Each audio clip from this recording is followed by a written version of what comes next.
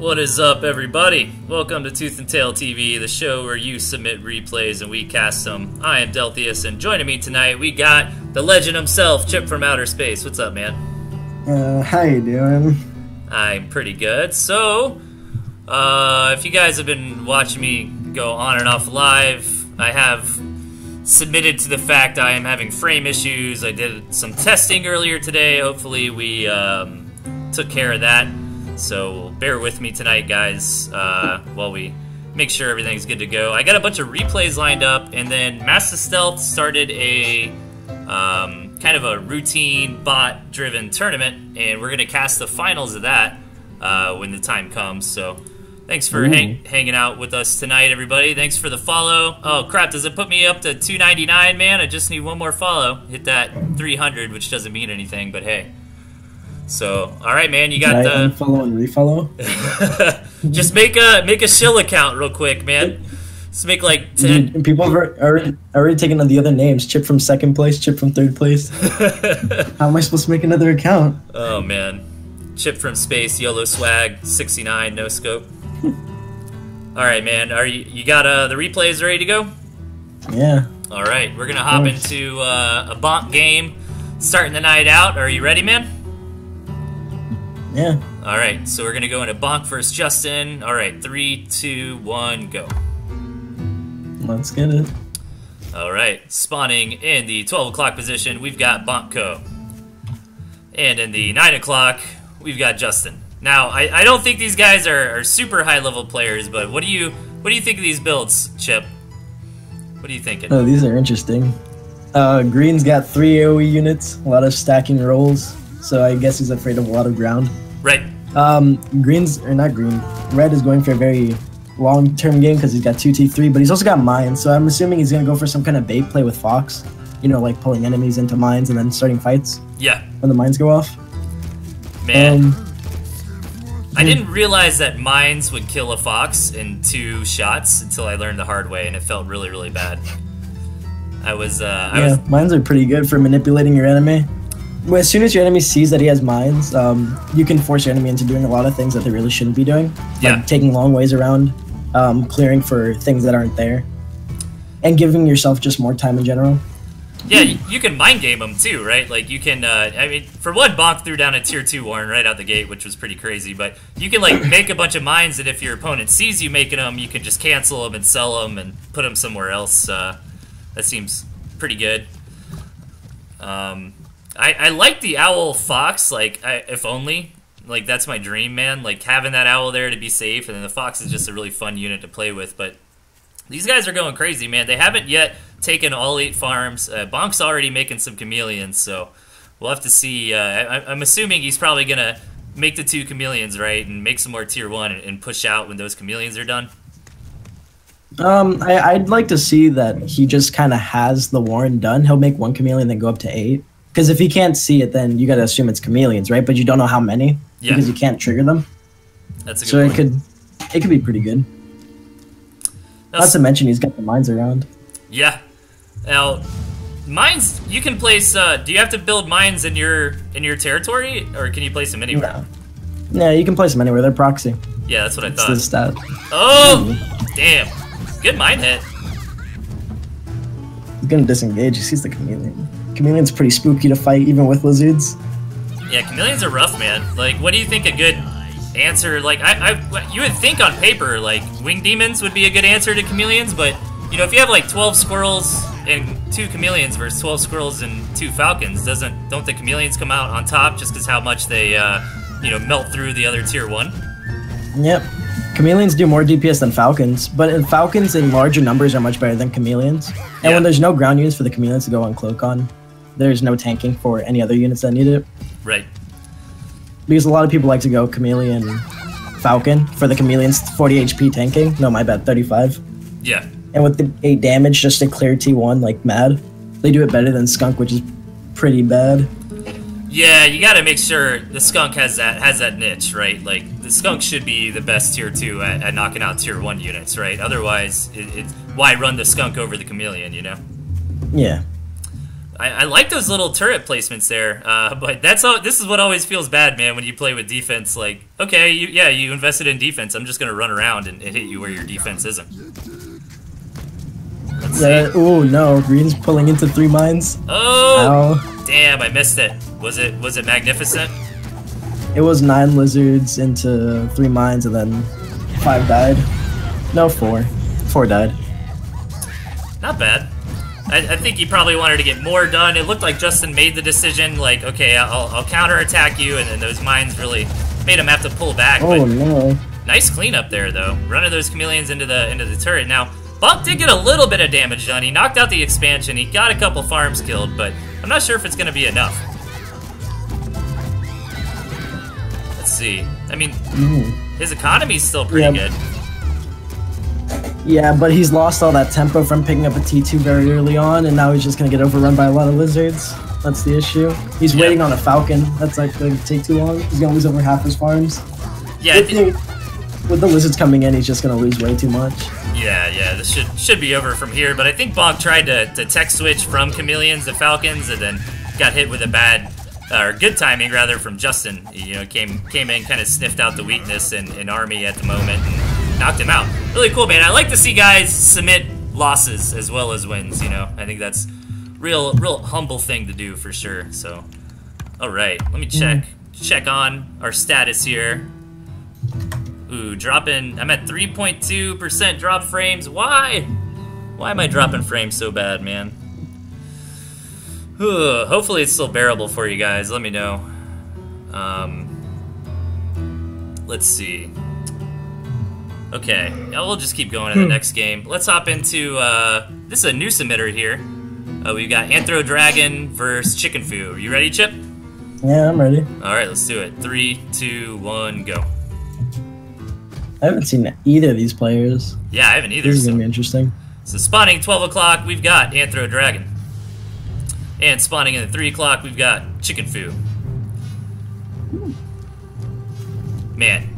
Drumfire and balloons. Now look at Chicken Foo's deck, man. No tier 1. He's breaking the cardinal rule of Tooth and Tail, which is you basically always need to take squirrel or lizard at the very least, right?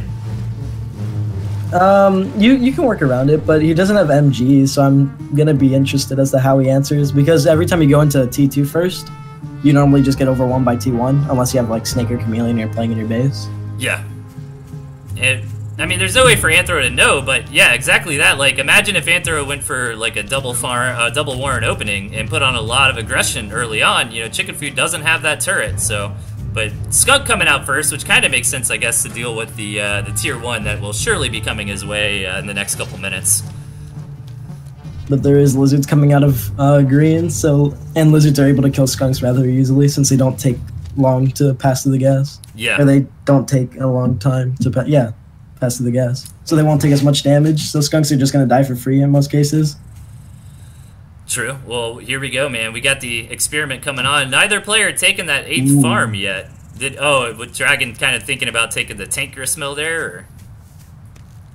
No, I think he's just being indecisive. He's just leaving his lizards up there, trying to see if he comes up on the high ground and then retreat. Right. What's interesting about Chicken is that he queued up to 7 even though his T2 was supply blocked. And this was like super greedy. Yeah. And he's got skunk too. This is not gonna look nice. Yeah, he doesn't have that like bread and butter grunty kind of unit. Like if he had chameleons in here, you know, maybe. We'll have to see. I mean, the Drumfire and the balloon, that's pretty crazy. If he gets that set up, that could be pretty good. But you can't be losing a skunk like that with this crazy build so early. Focus firing the skunk. Skunk's kiting. Oh, squirrels are walking in the gas. That's really nice. Yeah. He's gonna try to kill the tech, but the skunk isn't shooting at the units. It's shooting at the commander. The gas is down. T1 are getting choked out. Squirrels mostly, but he's gonna run out. He's not microing his units in the gas. He's too busy trying to kill this. Oh no. It's gonna live. Oh no. That was the best like anti-micro I've ever seen in my life. Like the skunk just sitting there with his pigeon boys healing him up, man. And yeah, that is super unfortunate that that the skunk was firing at the commander for so long. I guess the units were just slightly out of range for him, but Gonna have to build that drumfire cannon a little more turtley than he probably would have wanted to. You know, he probably would have wanted to put that thing a little more out front and protect that natural as well. But they do have pretty good range. Oh man, is it gonna get up in time? Delthius is doing a lot of work though. Yeah, he's not focus firing the drumfire yet. Now he starts. Dude, is it gonna? Nah, I think it's. No, the commander's gonna die. He's gonna lose high ground vision. The skull's gonna have to go around. Oh my god! That is awesome. This is just like the skull. Oh. It's actually dead. Yeah, it was cool for a minute. I thought it was gonna be the hero drumfire cannon, man. Barely live and then heal all the way back up, you know? That'd have been sweet. Yeah, but green had a ferrets on the way, so he could put a lot of pressure. Yep. Chicken's not gonna see any expands anytime soon with those ferrets out. He's gotta wait till Fox. And he's picking up more skunks, and that's not a lot of DPS to deal with the Mass T1. Unless he's hoping to stall him long enough for the gas to force him out. Yeah, and he's got the pigeons, but the pigeons don't seem like they do a whole lot, like, in the direct engagement anymore, to me at least. I mean, I could be wrong there, but I still don't mind running pigeons, like when I do Fox builds, just to kind of, you know, run in there, micro, harass, you know, barely escape, heal my Fox back up, kind of rinse and repeat. But, I mean, what do you think? Do you think pigeons help out in the direct engagement, or kind of, what's your thought on that? I think with pigeons, you have to be looking for much more skirmishing, because with pigeons, when you want to focus fire a target, the pigeons are going to walk forward to the target and then they die.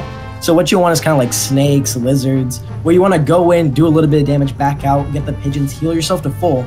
So if you're outside your territory and harassing and doing damage, you won't have to go all the way back to your territory to heal in full. Yeah. You can sit outside your territory and keep doing damage. Okay, cool. So I am rationalizing it correctly. It's basically for that poking unit that's going to go in there, get some value, you know, take some damage, and be able to heal it back up real quick. So that's not bad, and it's a decent niche to fill, you know. I mean, the meta was kind of crazy when it was like, hey, let me build 18 pigeons and a badger, right? I mean, that was a little over the top for sure. I mean, you can still use it in, like, engagements. It's like you just have to be walking backwards, since pigeons can move while healing. When you're running away, you can still keep healing, so if he's chasing you, you have a better chance of turning around and killing him because you have that healing. Right.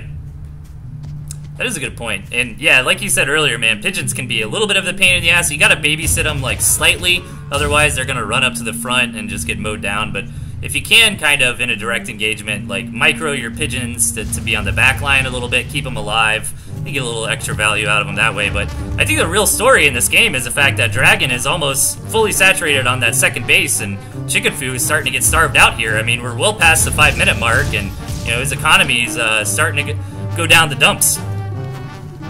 Yeah, he's got that Fox on the way, though, so that eco isn't going to be much if he can't keep the Fox out. The Fox will drain him slowly and surely. Yeah, but his only unit that can hit structures is Falcons, right? Like, skunks can't hit structures, can't they?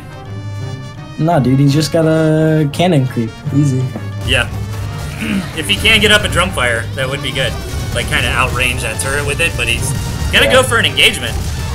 Ooh, he's pulling into the cannon. The gas is taking out all those squirrels really easily. Fox cleans up what little the gas doesn't. That's pretty cool. Yeah, that actually worked out pretty nicely for him. This deck actually looks pretty cool. Yeah. I like that drumfire balloon combo. Ooh. The Fox is gonna get hit by 4 more ferret shells. Oh no, Fox is dead. Yeah, that's gonna be rough, but he's still getting a lot of value out of this drumfire cannon here. Maybe that can be a way he can inch himself back into this game, but finally breaks that contain. Yep, he's just gonna keep walking forward. He's got those pigeons. He doesn't have a reason to go back unless the pigeons die, and he's just streaming all of his units in, so they're not gonna get enough damage to even kill a unit. Yeah, they keep just kind of filing in one by one and dying in that poison cloud for a little while there. Man. They do get the kill off Skunk off. He doesn't have enough to buy off his Fox. I would like to see him to sell off his. I would like to see him sell off his cannon and go get a Fox again. Yeah. Yeah, I guess that would make sense. He doesn't need the cannon that far back anymore, but I'd almost like to see him sell the Fox and try to get some economy going. But I think he was trying to end the game there, but losing those Falcons, man, that's gonna hurt him a lot. That guy's just doing a lot with green not microing properly. This is a pretty scrappy game. I like it. Oh no, that farm, please. Oh no. he saw off the cannon, he did, and he's still this far behind in food? Oh no. Yeah, he really needs to sell that Fox Horn, man. There's no hopes of getting that back out, and it looks like he's going to do that now. There you go. But yep. If he didn't get contained early, and he was able to match his opponent in economy, you know, secure this natural base, I think this could have worked, man. Like, he didn't do too terrible in those engagements. Yeah, he used his composition quite well with itself. A lot of harass, not really looking for all-in engagements. Have the enemy engage onto him, and then get support by cannon and gas. Yeah, it's pretty good. But RTS games, at the end of the day, are all about math and money, man. And Dragon has had a superior economy for the last 3 minutes. That's really starting to show itself here. And well played game, really cool to see, man. Great submission. That was pretty good. Alright, so my frame drop shouldn't be too bad. Let me know, guys. Welcome, everybody. I got Chip with me tonight, so super hyped about that. We are going to go into a finals. Massive Stealth messaged me. Finals are ready now. Great. What's the pass? What was I going to say? Oh, yeah, you're cutting out just a tad. Yeah, that's Discord, man. It always happens to me. I don't know what the issue is. Yeah, I was gonna ask you, can I be a little bit more aggressive with my casting? Because, yeah. Well, I mean, whenever you cut out, I feel like it's just, or when there's silence, I feel like it's just you cutting out and saying something important, and I don't want to intrude. Yeah, man, go for it, dude. I'll feel you out, man. No, dude, you don't understand. You don't understand. I want you to bring it hard and heavy this cast. Okay, so what we're gonna do now, guys, is head into. Massive Stealth started an automated tournament that happens weekly called the Pocketbot Tournament, which is kind of happening right now, and they were wondering if we were interested in casting the final match, which indeed we are. So we'll be going into that shortly.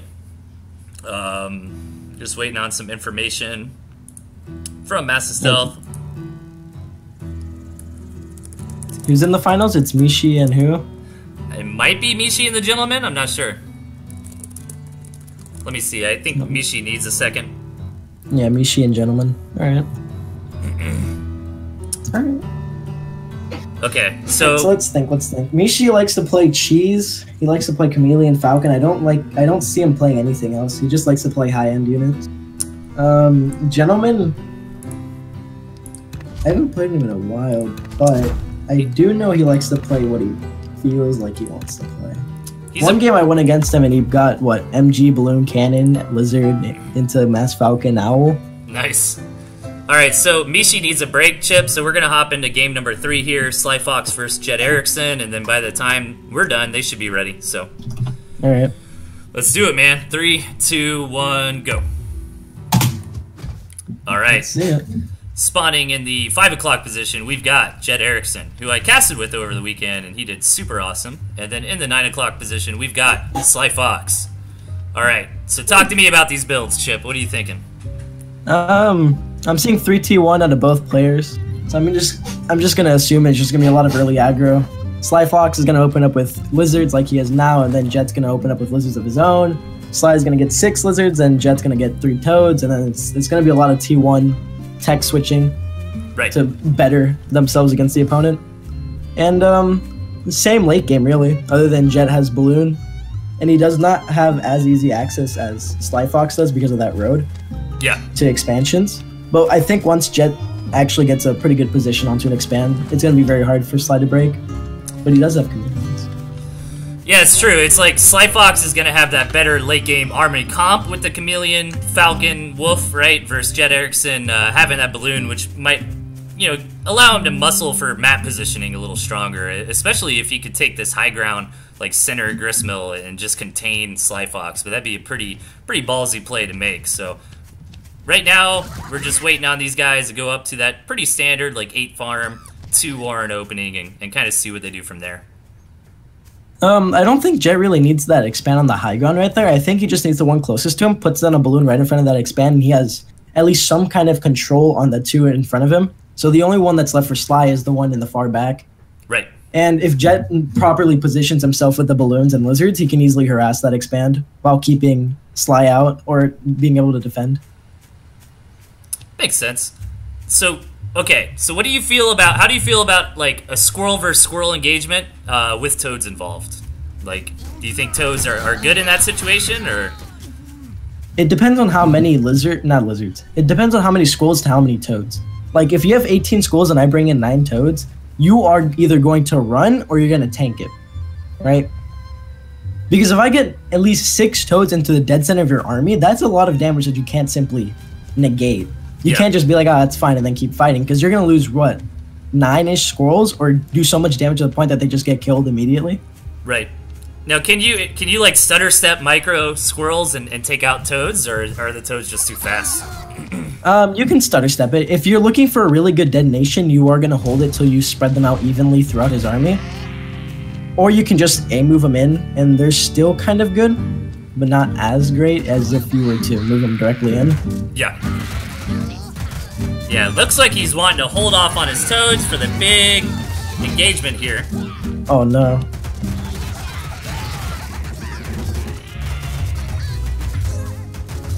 Damn, nice defense out of Sly. I thought that was going to go a lot worse for him, because it was like 12 squirrels and 3 toads against a handful of lizards at the start of that. Yeah, he had reinforcement time and warrant support, so it didn't look too bad. I mean, I think it was smart play out of Sly Fox to kind of hold his lizards back, right? Because I was worried about that choke point with those toads, you know? If Jet would have had 6 toads, I'm pretty sure he could have just killed all the warrens inside of the choke and just pushed it hard. Because all those squirrels sitting inside those warrens would have been threatened by the toads and they would have been forced to leave. So there's more squirrel damage could have came in and more toad damage. Right. Alright, Chip, I'm gonna let you do play-by-play, man, if you want to get hyped, dude. So anytime there's an engagement, take it over. Dude, but, like, it's cutting out. I don't know when to come in, dude. It's scary. Oh, man. How bad is it cutting out? Well, I mean, every time it goes silent, I'm just assuming you're saying something really important, and I don't want to sound like a dickhead and cut in. That's, like, the fear. Well, if I'm silent and you think it's a spot and you start talking, I'll just let you go. Don't worry about it, man. You got it. I need to find something better than Discord to do voice chat on. Like, I normally have this issue with people. I don't know what to do. All right, well, let me get it then. All right, so Jet's gonna position himself on the middle. He's got 6 toads versus Sly's 6 lizards. So if Sly's proper about this, he can easily take over the toads. But Sly's getting engaged on with the 18 squirrels coming out of Jet Erickson. Oh god, Jet Erickson engaged onto the 12 squirrels. 12 squirrels are killed by the 18 squirrels. Sly tried to wrap around with the lizards, but the toads went off on Sly's squirrels. Oh god, it's been so long since I've done this. Lizards wrap around, but there's not enough to actually take over the 12 remaining squirrels from the fight against Sly's squirrels. And now here we are. Now, do you think that engagement went bad for Sly because his units were split up there? You know, somewhere on the high ground, somewhere in that choke? I think the split was necessary, but he took too long to commit to it.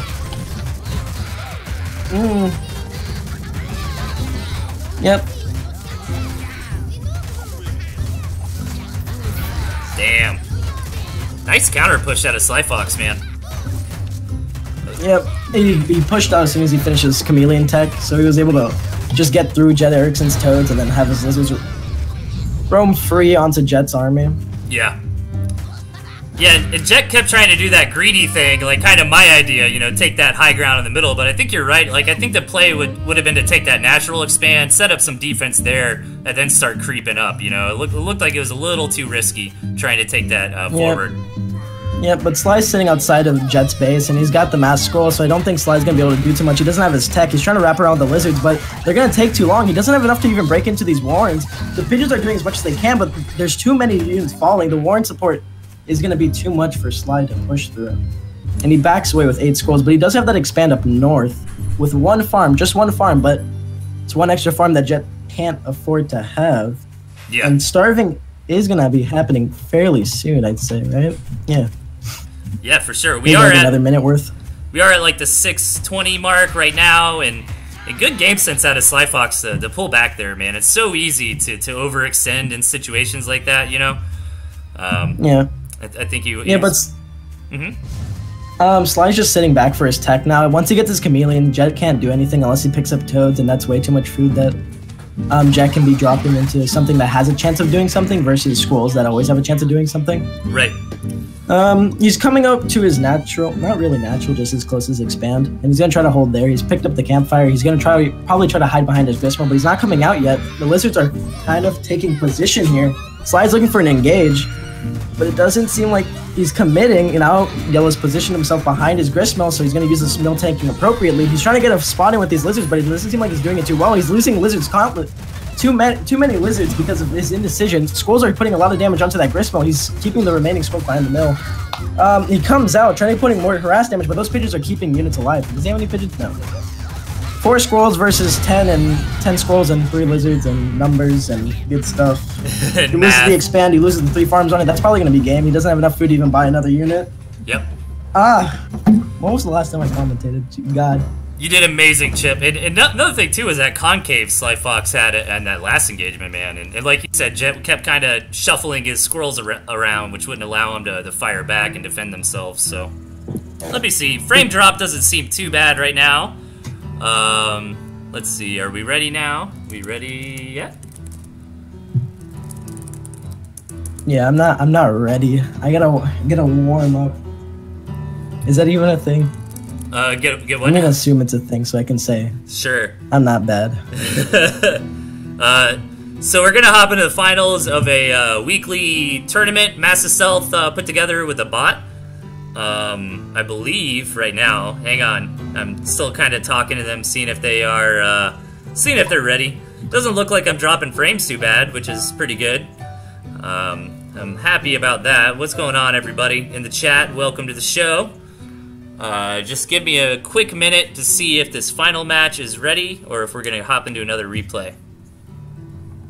Let me see. I think they're ready.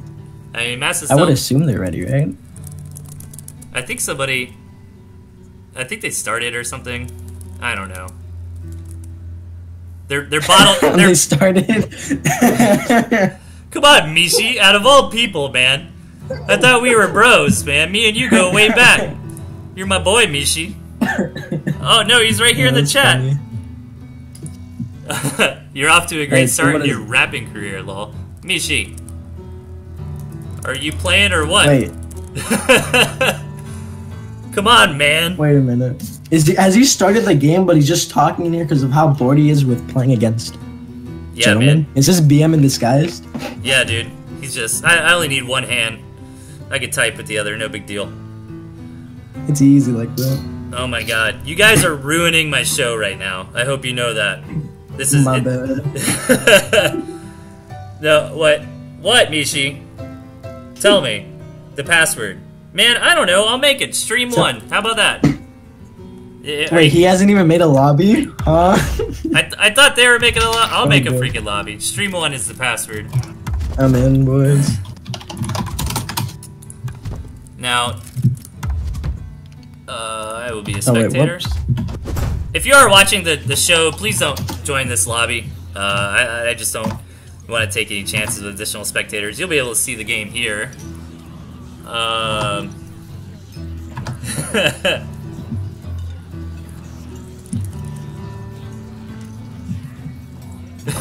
Is the lobby up? What's happening? I made. Did I put the wrong password? I don't know. I could just be bad at spelling. Stream 1, STREAM 1. STREAM. Oh, you know what? I don't. It might have been glitched because I didn't see me in the bottom. Game mode 1v1. Yeah, he doesn't see it either. Yeah, I just stopped it. Give me a second. Create match. Stream 1. Okay, we should be good now. Try now. Let's see. Yep, there it is.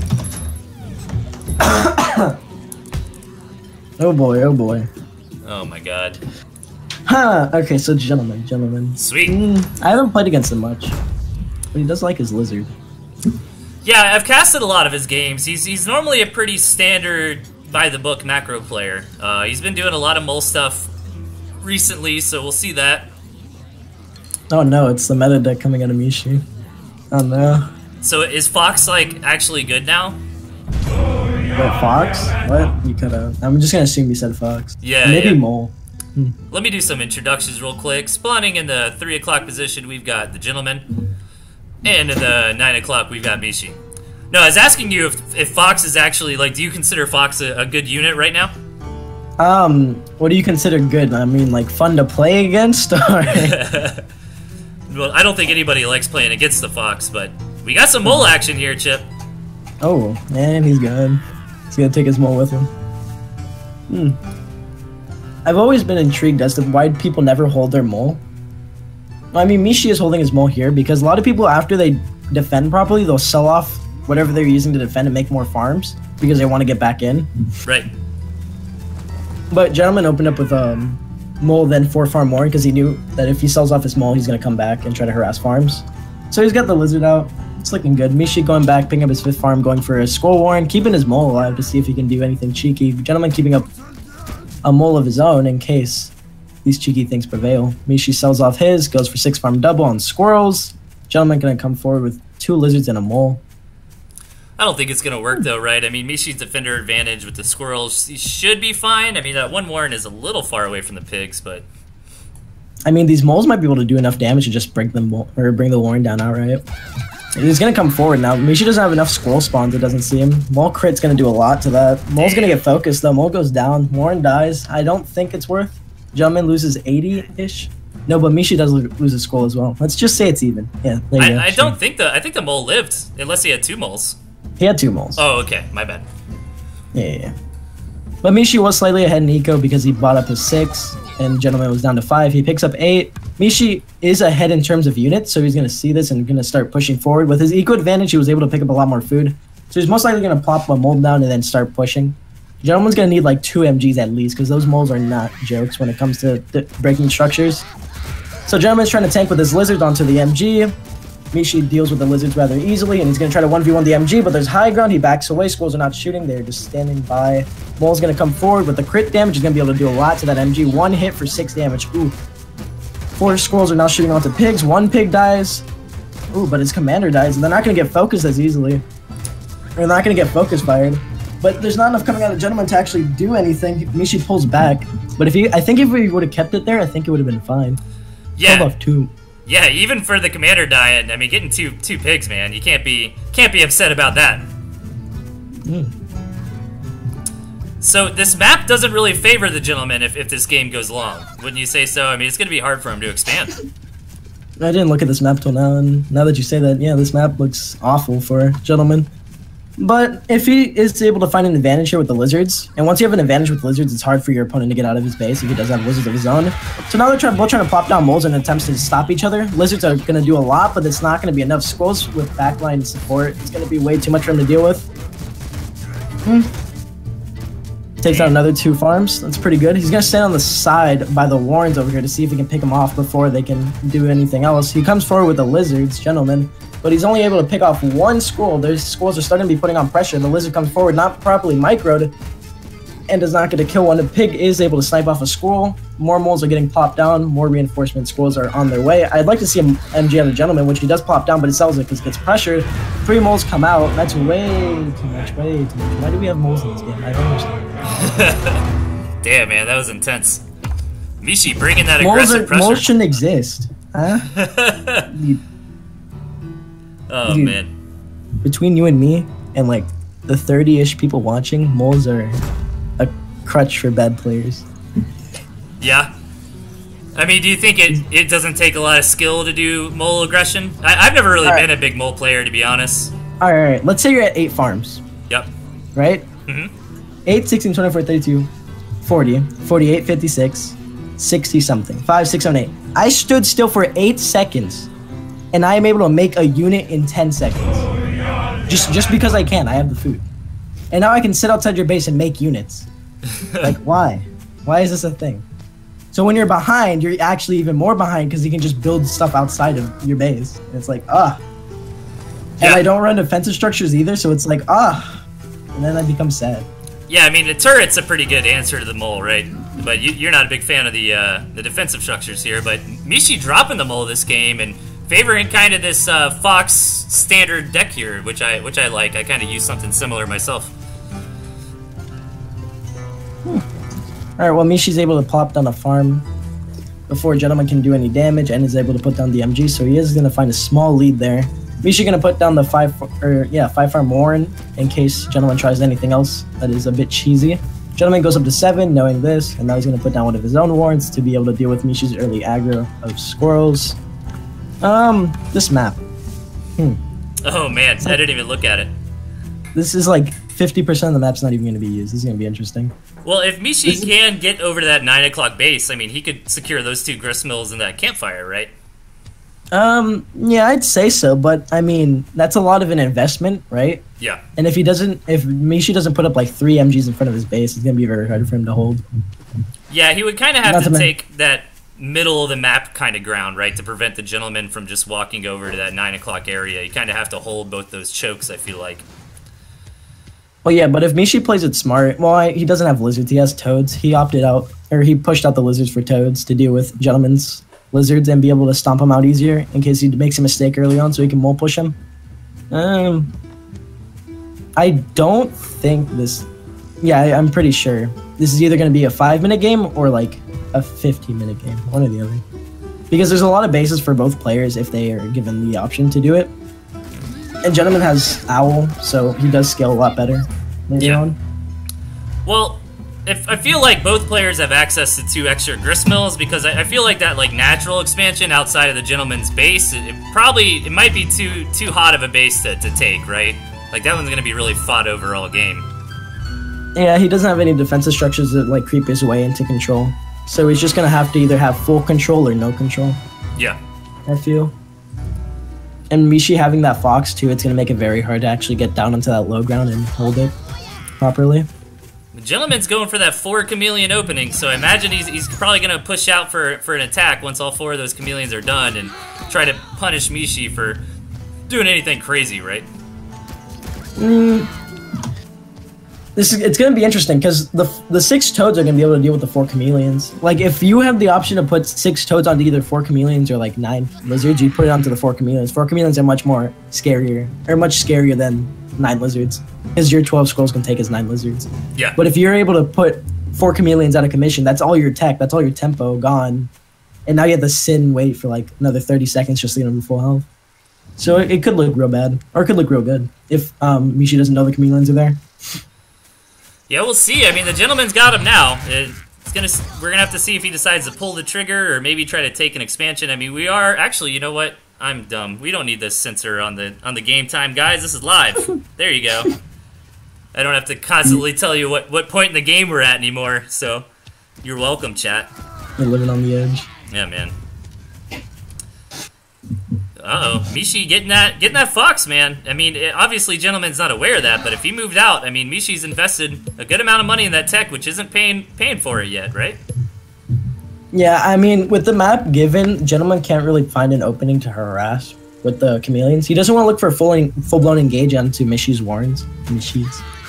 Mishi's Warrens, because he has the scrolls for 1, and 2 he has the toads. Toads are going to be able to deal with the chameleons fairly well. Once this Fox comes out, I think Mishi's going to be able to wrestle for that expand right in front of Gentleman. And once he is able to get that down, it's just going to be MGs. And maybe just constant Fox harass where it comes up on the high ground, harass, backs out. And that would definitely be the dream for Mishi, man. But I don't know if the Gentleman would let him take it. He'd definitely have to win a favorable engagement for sure to be able to secure something like that so close to the Gentleman's main base. But Gentleman is investing in a T3 himself, and he got it up much later than Mishi's.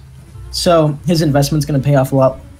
It will take a lot longer to pay off, not to mention it's being an owl as well, versus Mishi's Fox, which will take a bit of micro in order to get such value. Right. But Mishi's getting 4 chameleons. He's got the 6 toads. He's going up to 15 scrolls now. Gentleman's army simply isn't up to par. Yeah, now the Fox is out, so let's see how much work Mishi can get done with it here. Taking that gristmill that you were talking about, maybe to tank for an engagement, or yeah, just see if he can get away with it and start throwing down some turrets for a contain. Yeah, I think Gentleman just has to play it super slow. Just has to toughen through the Fox shots and see if he can put up a chameleon trap like he is now and see if he can get that Fox when it runs in. Ooh, okay. Good micro. Yeah, four chameleons. If they all hit a fox, that'll kill the fox, right? Just one shot from each. No, I think it's like a volley's worth. That fox is picking off all those farms that are building. That's not good. All the farms are now dead. He disengages entirely. Gentleman can't just leave his post right there. Now he's down to one farm. That's not good. So Mishi's now going to just start taking things that the Gentleman can't defend, which will most likely be everything since Gentleman can't come up to oppose. But maybe he'll feel like he can do it now. I mean, the Owl hasn't picked up much mice, and Mishi's running away. He could be turning around and engaging on him really hard.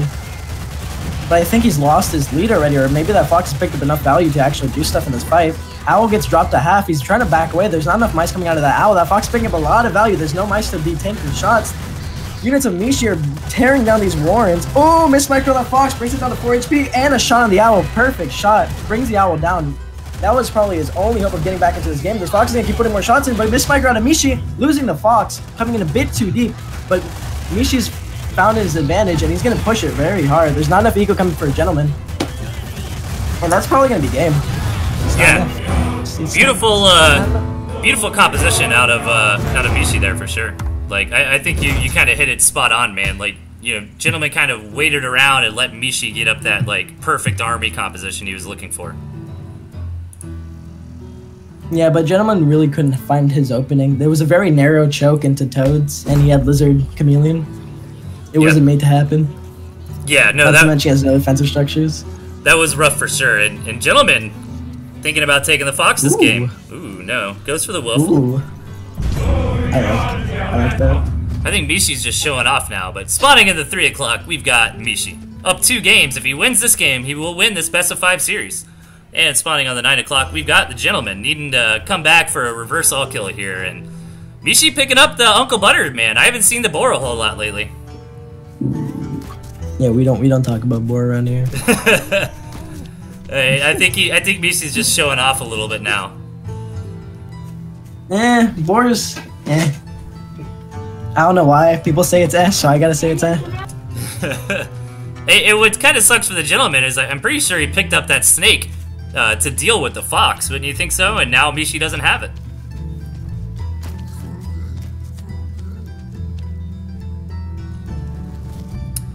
You there, Chip? I think I might have lost you. Uh-oh. Let me see. Yeah, you are no longer talking, my man, so you might be on that. Oh god, I accidentally disconnected the microphone. What were you talking about, Fox? Yeah, I was saying the Gentleman picked up the snake most likely to deal with the fox out of Mishi, and Mishi tech switched out of it this game. Well, Gentleman's running a 4T2 composition, so with the wolf, basically anything it buffs, it's gonna be value. Unless it's another T3, but that's a pretty big investment and time sink for a Gentleman. I wonder why Mishi is making a turret here. I mean, I don't see why he would be scared. Mishi's probably just afraid of mole stuff. He doesn't feel...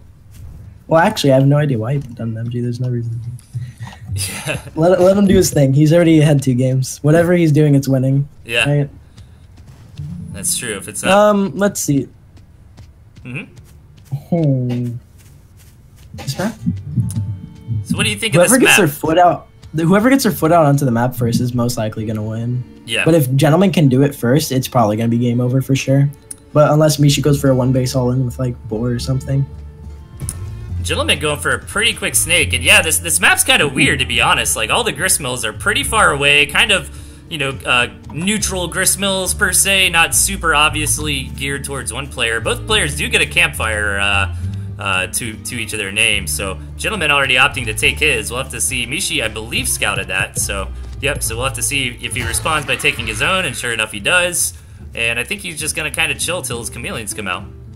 Yeah, that campfire is really good for Mishi because now he can get his foot out. Or he can sit closer to the front line. And now he has much easier access to both these gristmills in front of him.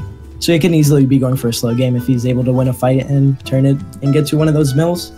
Yeah. But with Gentleman Snakes, he's going to have a pretty easy defender's advantage. Not to mention, Mishi doesn't have any pigeons out. But chameleons are not going to do as great against snakes when they're offensive because the chameleons are still going to take damage from poison. And if there's no pigeons, how is he going to do with the poison? Yeah. He's going to lose. Well, he might throw in a couple of pigeons when he's a little closer to be ready to move out. But yeah, I'm not so sure what the move out condition is going to be for these players here. I mean, they both have the option to rush up to tier 3. Sure enough, Gentleman goes for that. maybe thinking about a strong one base play and delaying that second base until after you kind of muscle out on the map a little more. Ooh, yeah, Mishi's gonna go for a one base all in. He's got the pigeons, he's got the chameleons, he's got the squirrels. Hey, he's got those 2 campfires as well, helping out his economy, so.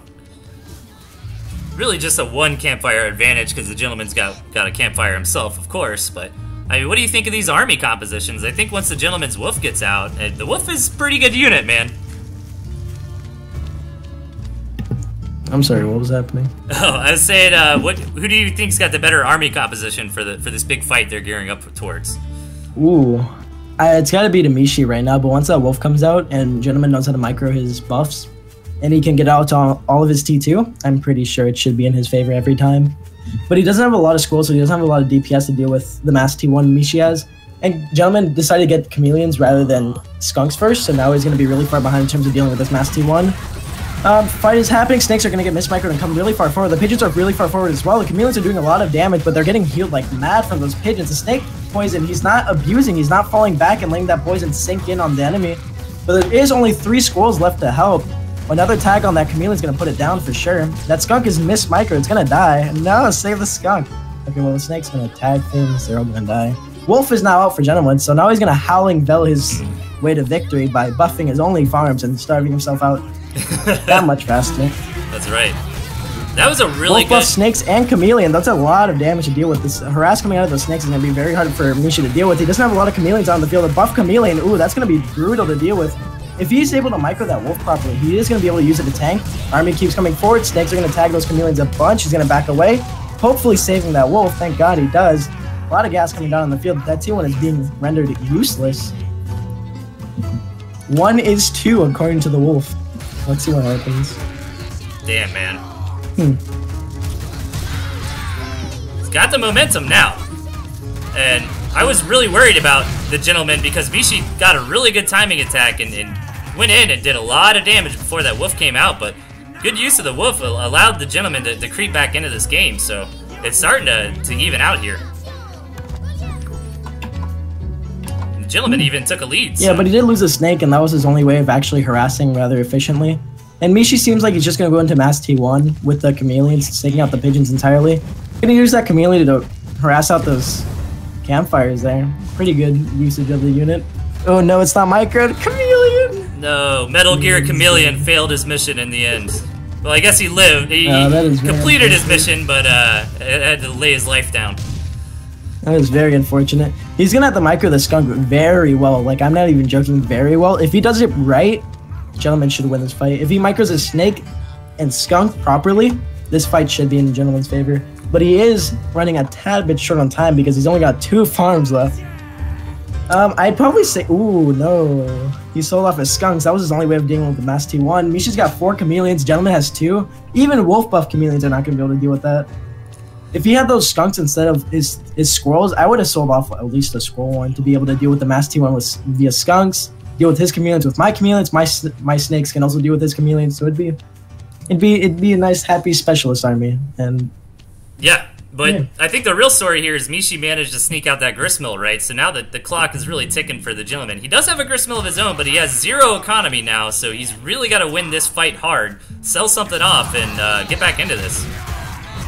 Engage is happening. The 4 chameleons are chasing down that army fairly fast. Wolf gets bursted down to half. His chameleons are doing a lot, but it doesn't seem like it's enough. He's not buffing those snakes. It's very sad. And that's going to be it. He didn't buff the snakes when they went into harass. He didn't buff them when they were trying to get away. They died, and it looks sad. Come on. So what's the,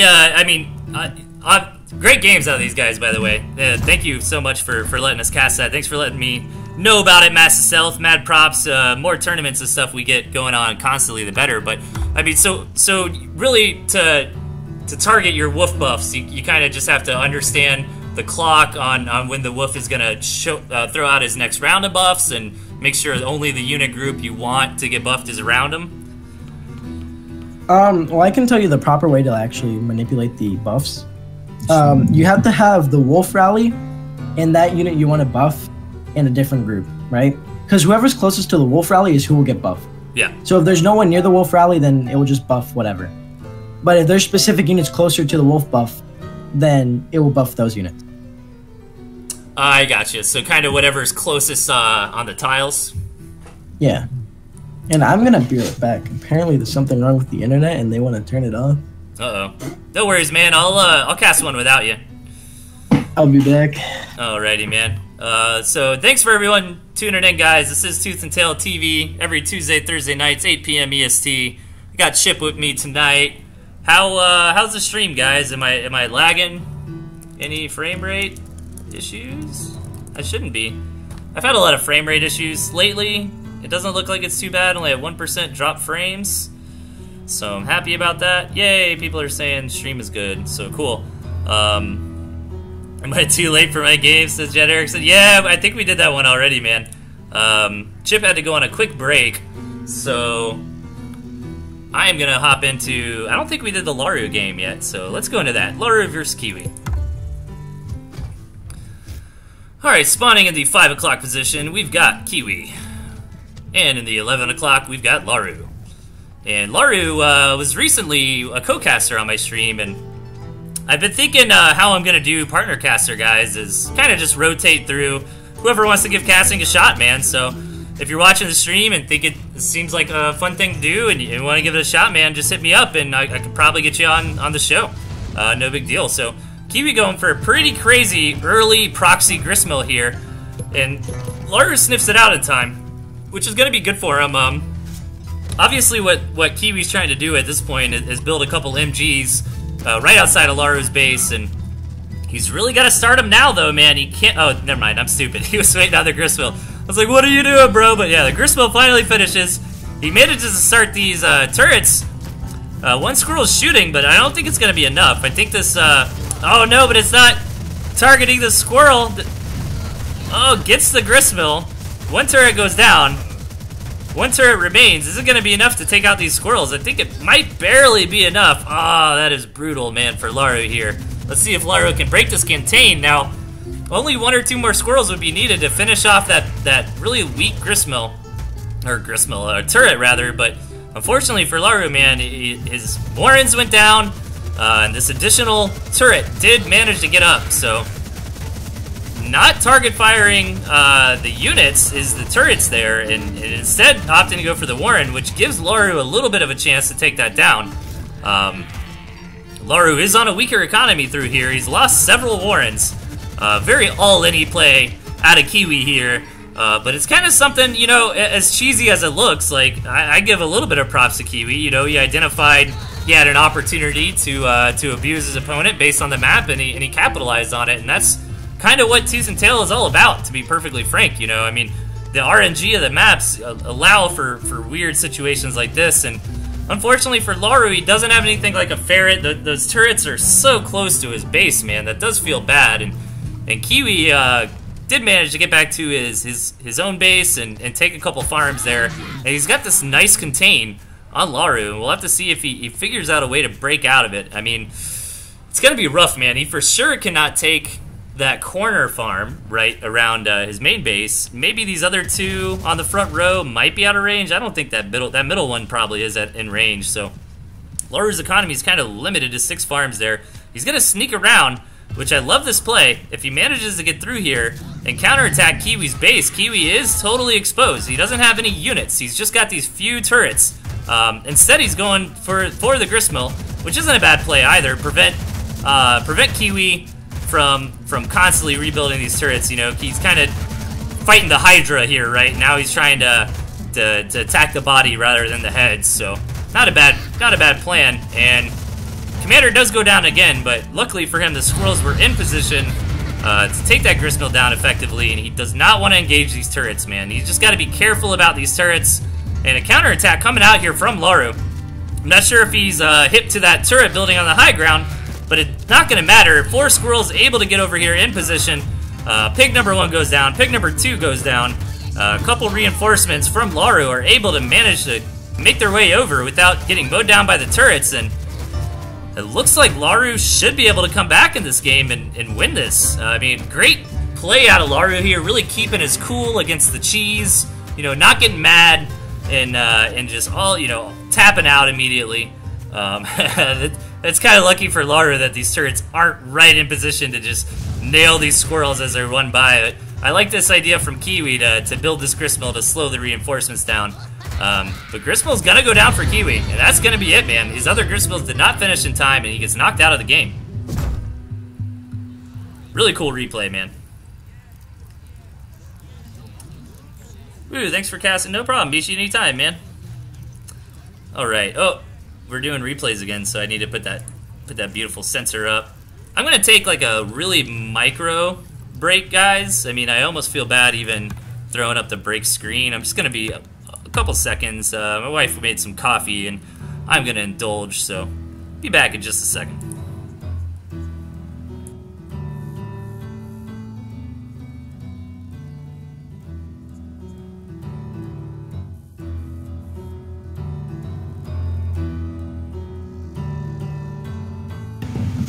Hello.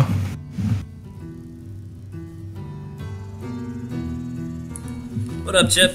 You had the best timing in the world, right? When I went AFK, you came back. How you doing? I am fantastic. How are you doing, man? There's a mosquito in my room, so I'm not doing too great. You gotta man up, dude.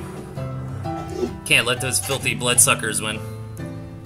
I'm not, dude. I have a fan on the ground. Alright, we're gonna go and into... It keeps pricking out my ankles. Help me. You want to commentate on your games, or should we just skip your games, or what do you think? Now, dude, we can't skip my games. Now, don't get salty, because Banner Bastion submitted this one, and I'd imagine it's probably... No, never mind, I'm already salty. It's probably going to be a game where you lose. Alright, we got to do it, man. You got to keep your cool. I ran ranked random decks this past like 3 days. Dude. How can this happen to me? Alright, so you have a built-in excuse for this loss, so are you ready? Sure, why not? Alright, let's get into it. 3, 2, 1, go. Alright, spawning in practically the middle of the map, we got ChipFromSpace. And in the 9 o'clock, we got Banner Bastion. Blah. Alright, so Chip, this is a random deck?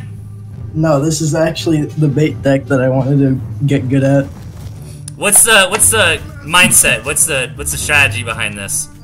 The idea is you want to have your T2 get buffed, your snakes and your ferrets, so they'll be moving twice as fast. So you can come in, harass, back out. And the idea is you want to have mines layered down on the ground. Oh. So when he comes to harass your ferrets and snakes, he'll come into a mine trap. Yeah. So you're. And then when he loses his units on that exchange, then you come forward and just start a full fight because you're ahead because of the mine hits. So you kind of bait by poking and prodding with the ferrets and get your opponent to run into a bunch of mines. I like it. I dig it. Thinking outside the box here. Thinking outside the bun. So far so good. I remember this game. Yeah. How long ago was this game? Couple days? I'd probably say a week ago. Yeah. Yeah, we made it. I don't remember who wins. I mean, we've made it like 2 or 3 weeks without a balance patch, haven't we? Is Andy on vacation? 1 week ago, 3 weeks ago, it's all the same thing. Yeah. When the last patch was in that time span. I mean, I feel like the balance is okay right now. I mean, Chameleons seem too strong still. Maybe it's their do you think it's their DPS or how tanky they are? Well, I mean, I wanted to ask Andy what does he want out of Chameleons, because we could make Chameleons like 20 health, like 10 damage, right?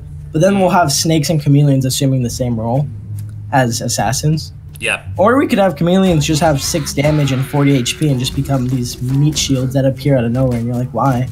Yeah, I think that makes more sense for the flavor of the Chameleon. I feel like the Chameleon should be a tankier unit, because right now it does so much damage. It's almost like why make the Snake or something, over the Chameleon? Why make anything else? Yeah. Dude, I've been playing for a while without the Chameleon, and lately I've been kind of giving into it, like, alright, I guess I'll make this really strong unit. I guess I'll win some games. Hey, if you notice in my deck, it has no Chameleons or Falcons. Isn't that amazing? That's very Innovation. true. I like it. Alright, well, Banner Bastion comes forward with a snake. He's using the high ground, so I can't harass him as easily. But my snake comes out now, and he's outside of territory, so poison is going to hurt him like hell. Going to come forward with my units. I pull my snake back, trying to micro it properly to get his tag onto his snake, which I do. Can I get a second tag? No, I'm bad at micro. My snake gets tagged twice. My squirrels are getting picked off by his. I keep streaming units, and I'm trying to back away. Once squirrel does get tagged, so I have to sit back and wait for reinforcements. Bastion did pretty well with his snake micro there. Gotta hand it to him. Yeah, that was pretty good, unfortunately. Oh, man. Now, that's not a bad expansion timing, right? Like, especially off winning a favorable engagement. Take an expansion between 3 and 3:30. I mean, do you feel like that's early, or do you think that's pretty standard? No, it's on time. He want to fight. He has the extra food. He can do whatever he wants with it. If you see, I have mines around that expand to see what he's trying to rotate it on. I'm putting forward mines right now, trying to do that bait that I was talking about earlier, but he does scout this out by being on the high ground, so I'm forced to back away, but both of his snakes are going to die in the process. No, wait, no, this is where I got really sad, where they both got with like 2 HP. Oh my god. That was brutal. I'm making you relive, reliving traumatic memories here. Well, yeah, I'm just gonna keep poking it with the snake, trying to get free harassed in. I do get a pig though, which makes me a little bit happier. But I'm trying to use these mines as bait. I've got another set of 3 behind that, so I want to pull him into these mines. Like that one mine right there felt pretty good. He's gonna keep coming in and out. I want to bait him onto this set of 3 and see if I can take off a good chunk of those skulls. And once those go down, my snakes can hit his snakes and then get good trades. I think the mine tells me that he buys this expand, or I just scout it out naturally, so I pick up my own. Because if I don't, I'll get behind. One mine goes up top. Snake takes another one, but this was just his army sitting there naturally. So I think, oh, he's trying to rotate around, so I come over and I don't see it, so I put more mines to tell me when it's going to happen, and then I reposition my army back on the high ground and I expand. Yeah, just using the mines as like a scout, you know, is not a bad idea. I mean, 20 food for map awareness. Yeah, it's pretty good. It does pretty well. All right. But I don't think I get much leisure. Oh no. Do I get the snake? Yes. I'm just trying to find openings with my snake, trying to get harassed in, but I'm pretty sure he's aware of all these mines being set down, so he's being a bit more cautious about us chasing and not try to fully commit into it. I pick up skunks now because I see his mass T1. Because if I can take out all of his T1, then my snakes will always hit good targets. Like any healthy targets that it should be on. Yeah. So do you think ferrets are a pretty good addition to a mid-game composition, or is the ferret more of like a tech choice? 4 ferrets is a pretty good addition to an army, because if the enemy's not very great at micro, if you put 4 ferret shots onto any T2, it will most likely die. Yeah. Like if he's got a snake in the back and you put 4 ferret shells on it, the snake's gonna die. Right. So it's essentially slow burst, but when it hits, it's almost something you can't like ignore in terms of damage. You have to back away. I've always been a big fan of those like pokey, really high value type units like the ferret, right? They're just really fun to play, in my opinion. Yeah. It makes me so feel... I pick up another set of skunks, trying to clear out all of his T1 as fast as possible so my snakes can always find value. He's ahead by 2 farms, so I try to squeeze in the extra 2 farms, waiting for my skunks as well. So do you try to The only tank... issue with this deck is like if you don't find a foothold, then it's very hard to actually put yourself out in general. Right. So do you try to tank with your skunks generally? It depends on how the fight's going. If I have enough gas on the field, I'll back away so his skunk or his scrolls come into this gas. Then I use my skunks as tank. Yeah. Because the gas is already down. It's done its job. Oh, I see. Now you can shoot at this 64 times 2 number. So I bring my skunks forward. I'm trying to use it as harass, trying to zone away his army. Like he can't really disrespect the gas, so he's forced to disengage. So I'm trying to bring my skunks forward, and then I bring my snakes forward to deal with his snakes. It's little micro stuff. Yeah, that's a good point. Like, after the skunks kind of throw down their initial gas cloud, you know, kind of run them up front, let them tank a little bit of damage, but you got to be careful, don't want to tank too much and die, obviously, so little dance you got to make. Yeah, but at this base, it's not very important for him. Ooh, he brings a full rally. I'm backing away. I'm putting down a lot of gas. I'm trying to do a lot. Not too much gas is put down. I would have loved to put down a lot more in that choke. I do lose both my skunks, and I don't think he loses much at all, really. So it's a real good trade for him. I almost just broke my snakes too, so I had to sit back and wait for a lot longer. But I think this is around the time where I pick up my double ferret and try to harass his warrens on the low ground. Yeah, if you had something with flying, man, you could harass the hell out of his expansion up on that high ground. No, I can see it from there. Like, standing on that very edge, I can see onto that first pig. And if I really want to get harassed, I can send my ferrets out on the right. Yeah, that little choke point that Bastion just walked through. Yeah. And then start a fight on the left side, so if he goes to deal with the 4 ferrets, I can kill like half his warrens. Yep. And throw a bunch of mines, so when he's on the way to deal with the ferrets, he runs through a bunch of mines, you know? Exactly. I like it. So, I mean, But there is one play that Banner does here that I don't expect, which is build 9 lizards and put them in the bottom left, right? Ooh. Because he's realizing that how much I'm harassing, it's very hard for him to deal with it because of the gas. So he builds like 9 to 12 lizards. And it makes it very hard for me to come forward, even though I don't notice it till right around now where he's picking up 12 now. It becomes very hard for me to come forward and actually do harass with confidence because there's a chance that 12 lizards could run up and kill 62. Yeah, because the lizards are going to be a good answer to run up and get up on those snakes and skunks, right, and knock them out real quickly, so... Well, yeah, it forces me to be a lot closer to the front line with my squirrels in order to actually protect my skunks and snakes. Yeah, but I'm picking up my double ferret now. Yeah, Bastion's army is getting... I pick up another expand. Really scary, though, man. I mean, the 6 falcons on the back. I'm surprised he hasn't put any chameleons in there, but I guess he can't afford everything, right? Yeah. Yeah, but Banner's going a lot into T1, and I still have the 4 skunks. Oh, is this mine going to tell me everything? Yes, but I don't think I have enough time to react to it. I've got my ferret out there, and it's just unfortunate timing. He's going to be able to kill off a majority of my tech. I'm forced to come back and push him out. I think he's able to kill off, like, one of these. No, he disengages early. Yeah. So I'm able to get, like, a few harass hits in, but I can't remake my snakes, which is real weird and awkward for me. So what I do here is I send the ferrets up onto the high ground, and I see him rotating his lizards off to the left. So I see him rotate off to the left, so I send the ferrets to just do this on their own, and then I go back to my main. With my main army, the mines go off on the front, kill off all of his lizards, so I bring off my skunks, snakes, and squirrels, specifically leave the ferrets on his expand, making sure that they're taking it out. But the thing is, I'm funneling all my units into his army. Right. With 24 squirrels, that's way too much damage for me to be dealing with. Even if he loses his expand, it's too much for me to deal with. There's not enough gas going down on proper targets because he's dealing with the mill. So all the units are very static. It's very hard for me to actually do stuff. I need my snakes alive right now to be able to harass his army. So now we're both starving. 4 ferret on the south side getting killed. A lot of gas coming down right now, though. I still got 2 skunks, a lot of gas. But I gotta wait for all of his T1 to die in order for my snake to attack proper targets. I've got 3 ferrets and the rest of his army's flying. It'd be really nice to have a snake right now, but I don't have that kind of answer. Or that kind of money, really. Yeah, that was a good response from Bastion. I said that was a really good response from Bastion to come around and hit your side while you're a little out of position dealing with the ferrets. And yeah, that concave he had set up, man, was really what helped him win that fight. Yeah, and his falcons naturally focus fire all the squirrels, and I sent all the ferrets forward to tank. So I became pretty sad. Oh wait, what? Oh, he starved out, man.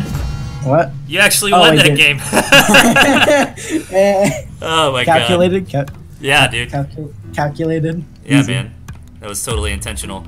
Alright, how are we doing on time? 100%. Yeah, we're at 9 o'clock. Not bad. So, 8 more. Oh, wait, you actually submitted a replay that I win in? No way. Yeah, dude. A lot of humble submitters tonight, guys. Props, man. I always think it's really cool when you submit me, because I'm going to kind of assume you submit a winning replay. And by all means, submit winning replays, guys. But it's cool to every now and then, you know, submit that loss if it was a good game, so. Can I submit replays where I run random decks and win? Is that? What's that? Is that a thing? Oh, I didn't catch you, man. But let's hop into this 2v2, dude. Alright. Alright then. Alright, Chip. Okay. Alright. Okay then. Are you Let's ready? Get in there. Are you sure? Do you want to do this? Let's go. Let's get in there. We're here to commentate for the people. The people want to watch some games. We're here to enlighten them on these games. How you feeling? Not waste their time any longer. How are you doing tonight, Chip? Are you okay? Are you doing okay? Is everything cool? Good. Is the AC set like right where you like it, or is it set where it's at my ankles? The AC. Deal with the mosquito, dude. Why don't you just kill the damn mosquito, man? I don't know where it is. All right, listen. The fan is here to stop the mosquito. We're wasting their time. We're talking about a fan dealing with a mosquito. Oh my god. All right, let's hop in this TV2. Are you ready? Yes. All right, 3, 2, 1, go. All right, we got spawning in the top of the map.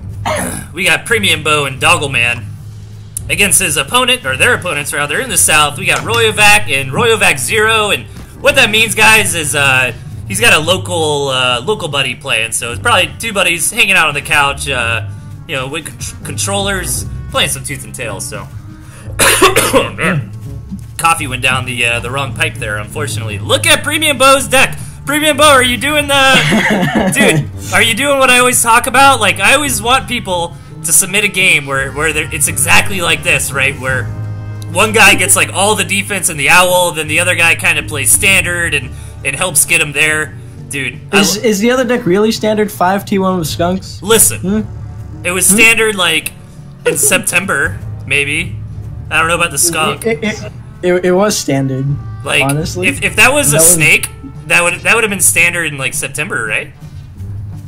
I think so. Don't ask me about when things were a thing. Some time ago in the past.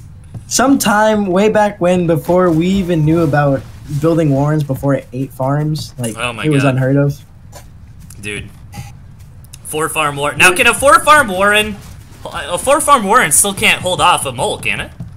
Yeah, it can. Can it? If you believe hard enough. Oh, yeah. If you got your fingers crossed. If your opponent took a little too long finding you up front. Yeah. You have a pretty good answer. I mean, what you can do is you can just play Ring Around the Rosie with your Gristmill and just bait the mole. Yeah. And then I'll die. Man, that's pretty good. But as we can see here, Premium Bow going for that forward cannon, not even contested by red or yellow, because he went 5-farm cannon, boys. New meta. Can't say you've heard that one, now can you? Supported by a few lizards coming out of Doggleman. Yeah, I like this a lot, man. I just want Doggleman to keep Premium Bow alive, let Premium Bow set up these drumfire cannons, set up all these defenses, and get up to like 8 owls, man. That would be so dope. That could be pretty good, but I mean, it's probably going to be mandatory because blue and yellow are kind of trapped in terms of room. They're going to run out of room very soon. Blue bought the expand to the right in order to get some more territory out in attempts to be able to build more warrens, but they've only got like, what, 4, 5-ish maybe more warrens on their mainland, and then they're going to be forced to move out. Yeah, that one warren gristmill that's on the high ground outside of Royovac Zero's base, man, that feels bad, right? Because imagine if it had a ramp, a little closer to Royovac there, it'd be a little easier to take.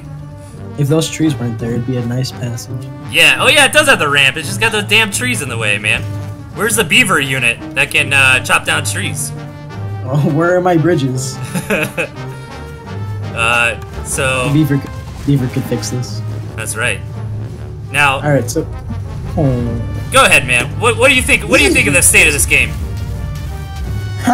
What do I think? Well, Green's only units are structures, so there's not really much to talk about. Other than, oh man, he's got 2 MGs, a balloon, and a cannon. Whew, let's see the work he's gonna put in with that. Like, what do you want me to say? I mean, they're splitting the map pretty well, right? Because they're gonna get the vast majority of the gristmills here. I feel like. Let's see, like what, 4 available to Royovac versus. No, it looks like 4 available to Premium Bow and its partner. So I don't know what I'm talking about. Apparently.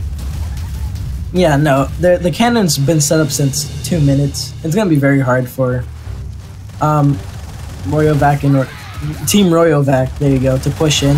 But Yellow is finding an engage on the left side. He doesn't have enough T1 to actually be able to deal with Blue's T1 army. Not Blue's, Red's. I have the color switched, I'm sorry. But Royovac is engaging on the Doggleman. Doggleman's bringing a lot of T1 to deal with Royovac's army. Royovac Zero is not coming in with support. It seems like they're gonna just ignore this for now. Green has no units to support because he's only got structures, and he builds an entire MG wall just behind the expand. The expand is gonna fall to both the Royovacs. There's not enough out of Doggleman to take this down. Unless I'm lying, there's a lot of T1 to take this down. The MGs are in the back. They're killing out anything that steps a bit too far forward. Damn. And yeah. and the opposition has died. The cannon is dealing with all those reinforcements that are coming in from opposite sides, because the way that Royal Vac's warns are placed is that they path through the cannon. Right. So those reinforcements are always going to die, so he's essentially getting drained every time he's in the back of both Premium and Dogleman's base. Yeah, Dogleman lost the expansion there, but I feel like Royovac, Yellow Royovac, Archimedes here, his plan was just to knock out that campfire that was taken, and he kind of got caught in an engagement where he took some bad spots up front, but the fact that Premium Bow doesn't really have any contribution to the army until just a few seconds from now when he gets 4 owls out, Chip. You know, he's able to take that gristmill, but they didn't do crippling damage, man. Like, they didn't stop the Premium Bow machine from cranking out these owls over here, so it's almost Judgment Day. I mean, neither of the Royovacs have ferrets to deal with this, because I learned that ferrets have 8 range and balloons have 6 range. Yep. So you have to have the balloon up front, and no one wants that, because then they'll just get sniped, and then you'll be unhappy. But Premium Bow is expanding his front line of structures a bit to the right to put a little bit of pressure onto both the Royovacs. Royovac Yellow coming forward onto the outpost, killing off an MG, but he is getting subdued rather well by Doggerman's Mass T1. There's not enough skunks coming out of Royovac 0 to deal with all this T1, but with a little bit of mismicro out of Doggerman, he is going to be forced to retreat. My colors are switched. This is going to be really hard. Yeah, I know. I watch your streams from time to time, and you got the red Bellified and blue Hopper going on. Baller feed. Oh, baller feed? Very nice. I dig it. Yeah, what kind of sucks for the Royovac team there was they didn't quite engage together, which is really important in 2v2s, man. Like, it's all about communication, and they're chilling on the couch right next to each other, so I'd expect a little better coordination out of them there. A little bit more out of them. But it's all good, man. I'm really digging this build from Premium, and he's been hiding these owls the whole time now, and now he's ready to show his enemies what's up. If Royovac 0 can kite all those mice probably with that badger, there should be no issues here. It's 72 mice easy. Yeah, 12, 24, 36, 48. 48 mice easy, and the badger's gone. I don't know what happened. It got deleted.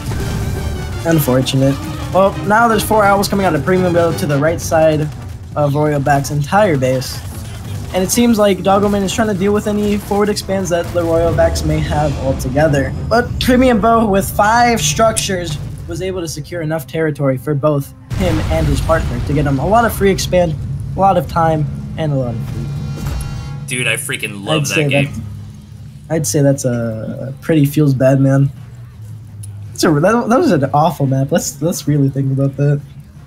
Dude, that game was amazing. You only have 8 warns to build between you and your partner. Like, it feels bad, man. Yeah, for sure. All right. Let's keep this train a-rolling. Excuse me.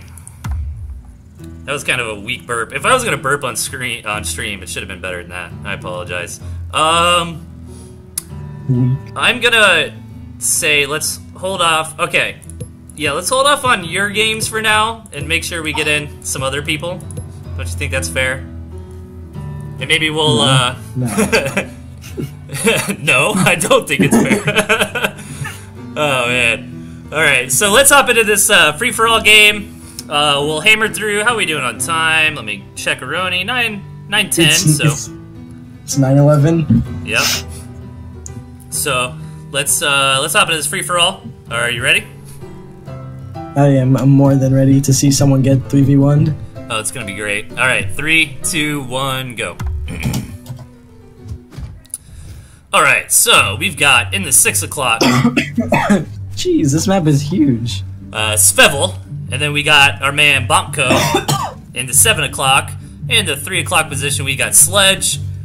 And in 12 o'clock, we've got the Grand Wizard. Yeah, this map is enormous. All right, what's gonna happen in this game, Chip? Lay it on me. All right. You see this Hopper has the entire map to herself, literally, because blue and green are gonna fight each other to exist on this map.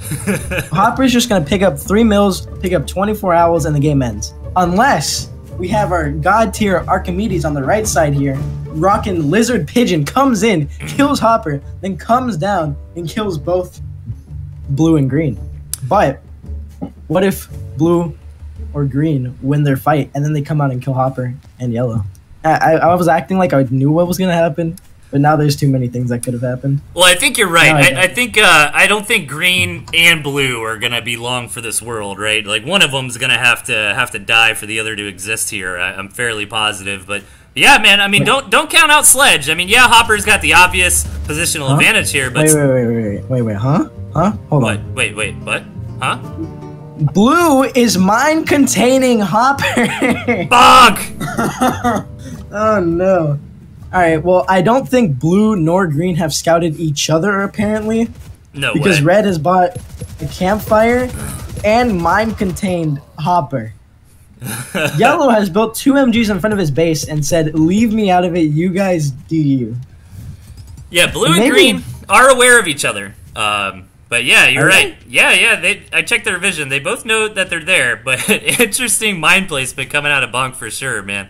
But I'd really like to see Sledge do like a really strong lizard attack. But look at this, man. Hopper's not messing around. Already going up. Dude, he went 8 farm owl, bro. It's the new meta. Exactly. And when you get mine contained, what else are you gonna do? I mean, you might as well. What else is there? Alright, well, as we can see here, green going for 3 MGs right in front of her base to get that nice expand to her right. Bringing 3 skulls up to see what he can do.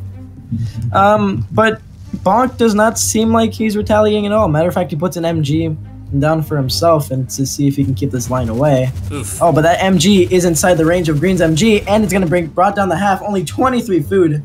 What a loss. Surrender. Here we go, though. Sledge is thinking about moving out, man. Dude, look at Hopper. Like, how greedy can you be? I'm almost mad at this person. Like, dude, how dare you? I told you. You're in a free-for-all, and you're like, you know what? I'm going to go 8 farm, machine gun, owl badger, bro. No, you got it wrong. 8 farm, owl. No, 8 farm MG, owl, expand badger. Oh, I didn't notice the expansion. Yeah. Because you need to keep that badger alive, man. You got to have those pigeons. Dude, my owl's going to step on the mines. What am I going to do? I need the pigeon. Yeah, you need to heal those mice up, man. You really can't lose those mice. Those mice, dude. You got to be careful. Oh, look at him go. Oh, man. Using the owl to clear the mice. Oh, whoa. Did you see that? Yeah. It's like right that when mice it just fell. went off in the air. Yeah. Alright, but as we can see here, down on the south side, green is bringing his MG line forward with a lot of squirrel support. Bonk is not going to be able to do much against these slowly progressing MGs, and QM does have ferrets, so this line out of Bonk will come down rather shortly. And ferrets are being built, putting 1 farm onto the expand, putting 2 ferrets worth. It's going to be a lot of pressure coming in, but Bonk coming down on the south side, there was a small ramp. He's going to come in now, but a Chameleon and Falcon, if Falcon just dies outright, Chameleon dies outright as well. There's not enough DPS to be supporting these units. He loses another Chameleon due to miss micro. Bonk. Oh, I'm sad. We believe in you, Bonk. Let's look on the right side of the map. Right side of the map, Archimedes here, being the prophet he is, picking up 4 farms on his expand and leaving the 2 MGs back at his main. You don't even know what could happen here. Dude, those MGs, they're super critical. They're going to prevent any kind of flank attack, you know? Flank through my arm, you know? What was I going to say? Like, yo, yeah, if I'm in a free-for-all or like a 2v2 game, I'm just going to take ferrets, right? Like, yeah, of course. You kind of have to. Like, that's where defensive structures and cheeky plays like this kind of really shine. So, that's a good rule of thumb, guys. If you guys like those free-for-all 2v2 matchups, man, take the ferrets, dude. You're not going to regret it. Take the ferrets. Someone's going to be spamming MGs. Yeah. Oh, yeah. Well, as we can see here down on the south side, Hopper is slowly expanding that MG line of hers. Hopper? It does not seem like it's going to get stopped anytime soon by Bonk. Bonk actually seems to be starving out rather quickly. The 4 ferrets are going to start coming out and dealing with those MGs. He is selling. I think he's going to decide to migrate over to that 1 campfire he's got up north, over to the left with 600 food. That expand is going to die, and QM will have that corner to herself with another expand just north and another one just a little bit to the left. Don't go by an expand, trying to put himself back onto the map. Yeah, 4 ferrets is pretty brutal, man. I had to like keep watching the south and the top because during that same engagement, Hopper and Archimedes up here kind of been kind of dancing back and forth and poking and prodding each other, but the engagement is starting. Oh no. Ooh.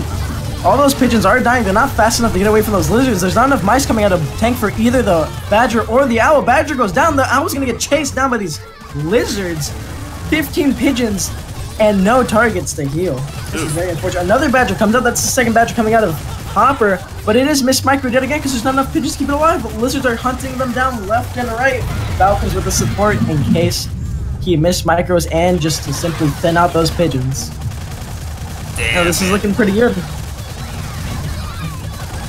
And that seems like it's gonna be a surrender out of Hopper. She's got nothing left.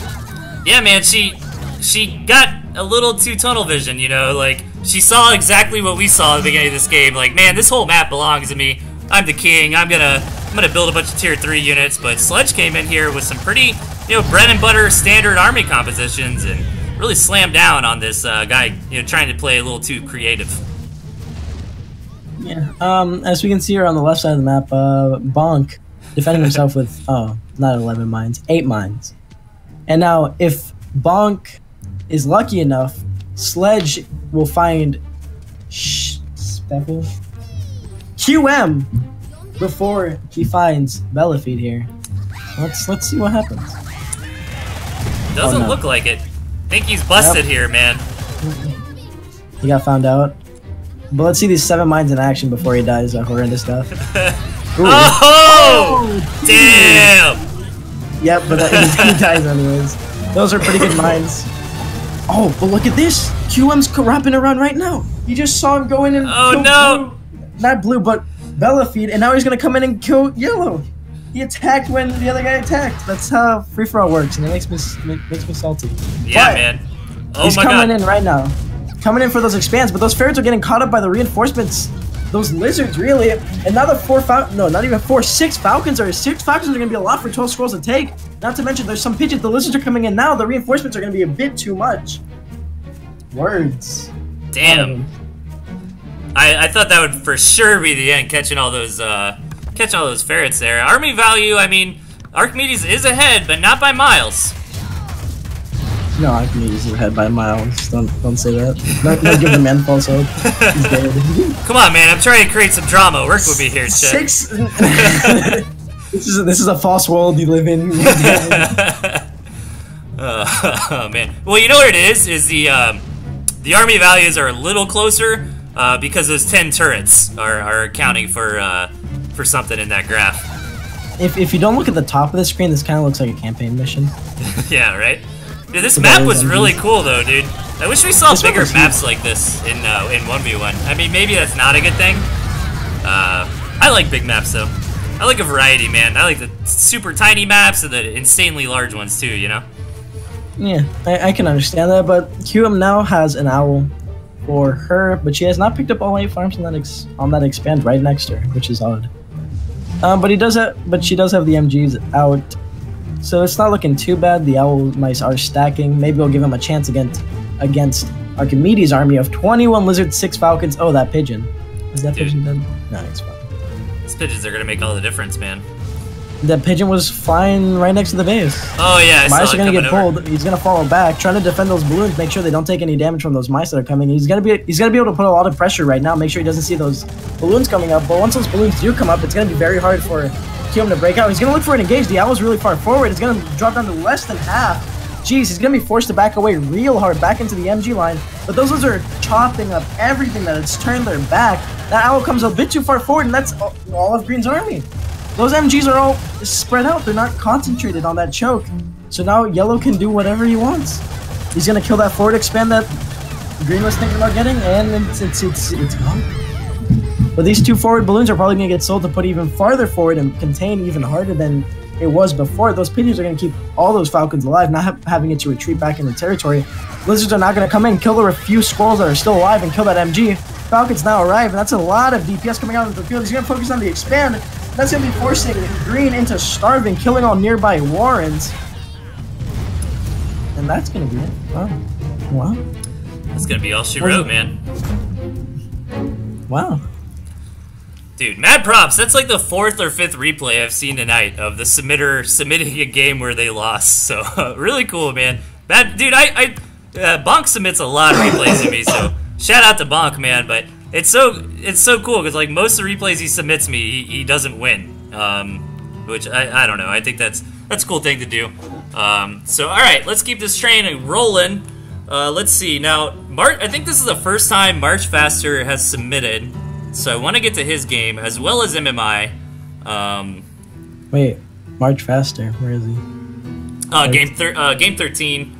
But we're not going to go into that. We're going to go into game number 10, MMI versus Third Degree. We're still doing really good on time, so we should be able to hit the rest of these depending on how long the games are. But yeah, let's hop in. And then you can 1v1 me after. Oh yeah? Is that what's going to happen? Alright. Hey, every now and then I'll take a game off you, man. Not often, but once in a blue moon. Yeah, I believe in you. one game. Yeah, best of one. Alright. Alright, let's hop into match number 10, MMI versus Third Degree. You ready, Chip? Yep. Let's do it. 3, 2, 1, go. You know, you just gotta wait for me to go to 8 farms and then build a T2 first, and then that's when you can really hit me. Yeah? That's what I've learned. Spawning in the 9 o'clock, we've got MMI, and in the 1 o'clock, we've got Third Degree. Now, MMI was just in the tournament over the weekend on DJ Soak's team. Really cool to see, man. That was a lot of fun, dude. I like that format of the training ground tournament, kind of like a high-level player and a newbie together, you know? I thought that was pretty cool. Can Arbas be considered a mediocre player? He's only got 400 hours. Yeah, no, that guy's total scrub, man. Did he just start playing? Only 400 hours? That's it? That's what I said, dude. I'm like, psh, and then I sent him a picture of my 900 hours. I'm like, bask in my glory. I'm at almost 200 hours now, but it's a little misleading because the vast majority of that is not me playing. Watching other people play. That's right. Where it comes from, boys. Alright, yeah, so let's see these compositions. 3T2 with Wolf, 3T1 out of MMI, 2T2, but no T3, so he doesn't have a lot of late game potential, but there doesn't seem to be a lot of expands on this map. But Delthius does have that Wolf on hand, so if he does get it out, he can get a lot of tempo just from buffing farms, and that's not even including buffing warrens, for example, tech, so you can get units out a lot faster. Yeah, imagine if we went for a really quick Wolf Warren, right, and then threw a turret like right there in front of his 2 Warrens on that little spot. You know, could be pretty safe. Yeah, but what I like to do is I like to do 1 base double T3 because you can just Howling Veil all your food needed and then go kill him. Because you have 2 T3s and he's like, how'd you do that? And then you win. It's amazing. You like let him scout a bunch of tier 1 and then sell it and then build tier 3s, you know what I'm saying? Dude, I know what you're saying. A little bit of that. Well, let's see, this doesn't seem like much is going to happen. I've never seen either of these players, or at least I've never queued into either of these players, so I'm assuming they're fairly new to the game. Yeah, MMI was in the tournament. I'm not sure if Third Degree was. I know MMI is new to the game, but he's been training under DJ Soak, so I'm sure he knows a thing or two. That's why he's got those moles in his deck, right? Exactly. It explains everything. No new player picks up moles. Right? But I actually, like, without the Gristmill, I feel like the Gristmill's a little greedy, but Third Degree isn't going to punish it immediately, right? He decides to take a Gristmill of his own, but I kind of like that, like, 3 Squirrel Warren into a Chameleon opening. I think that's pretty strong right now. It depends on what you can hide behind. Like, he's got that mill to hide behind. He's got that MG on the high ground to hide up behind. But once those Chameleons come out, he doesn't really need to hide behind anything. He just needs to hide behind the invisible unit, of course. Yeah. Jeez, I don't know how this game's really going to go out. It's either going to be a lot of fighting in this choke, or it's going to be really long and drawn out, where Delthius picks up that bottom right expand, MMI picks up the expand just south of him, and then we'll see like one big death ball, and then they clash, and then something happens, and then someone loses. I don't think so, because I feel like Third Degree with the ferrets here is going to be able to just constantly... Imagine if he threw a turret like right on the end of his territory, right? And yeah, he could just constantly poke, but he's got to win this fight. The Chameleon coming in and getting knocked out, so... That's a lot of damage. Yeah, he's doing so good. So far, so good, right? Ooh, no, but Red's engaging on... Not Red. Delthius is engaging onto that MG, and he hasn't even cleared out all of Hopper's army. Yeah, that... So it was a fairly bad engage, but he does have the 2 ferrets, though, so he can still keep peeking in and out. He is behind by 1 farm, though, in terms of numbers, but he is picking up Falcons now. So is MMI. He's going to try to use these ferrets to start harassing onto that MG. Chameleons are going to reappear. Let's see if he can turn around and put a lot of damage onto him. Doesn't seem like he can. Ferret is going to be putting a lot of damage. He does not have any T1 after all that Ferret harass.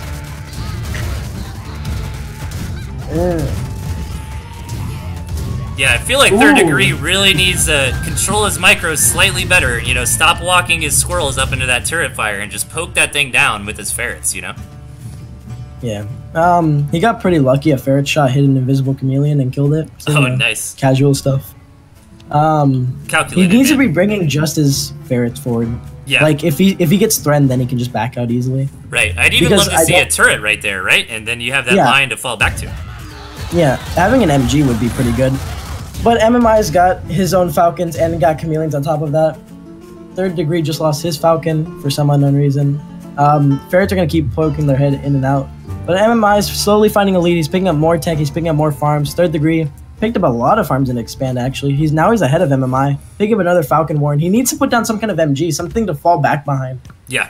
Fall back to. Yeah. Yeah, you got to have that kind of I don't think so spot, you know? Otherwise, Superior Army could just chase you down indefinitely. Yeah. But TMG's going on the high ground for MMI. Just out of view for the ferret, so they're still doing their job, but they're not really in the way. Yeah. I'd like to see some skunks coming out of Third Degree, which they do pop up now, surprisingly. 4 Falcon on their way. MMI not picking up any more chameleons, not picking up any more T1, which is surprising. If he had like 15 T1 right now, it'd be very easy for him to just steamroll. Yeah, he definitely seems like he's lacking on the squirrels just a little bit here, so. Now, Ferret Harass is really thinning him out, too. If Third Degree picked it... Ooh, Wolf coming out of Third Degree. I would like to see 4 Ferrets out of Third Degree, because it seems like it's just going off purely on units.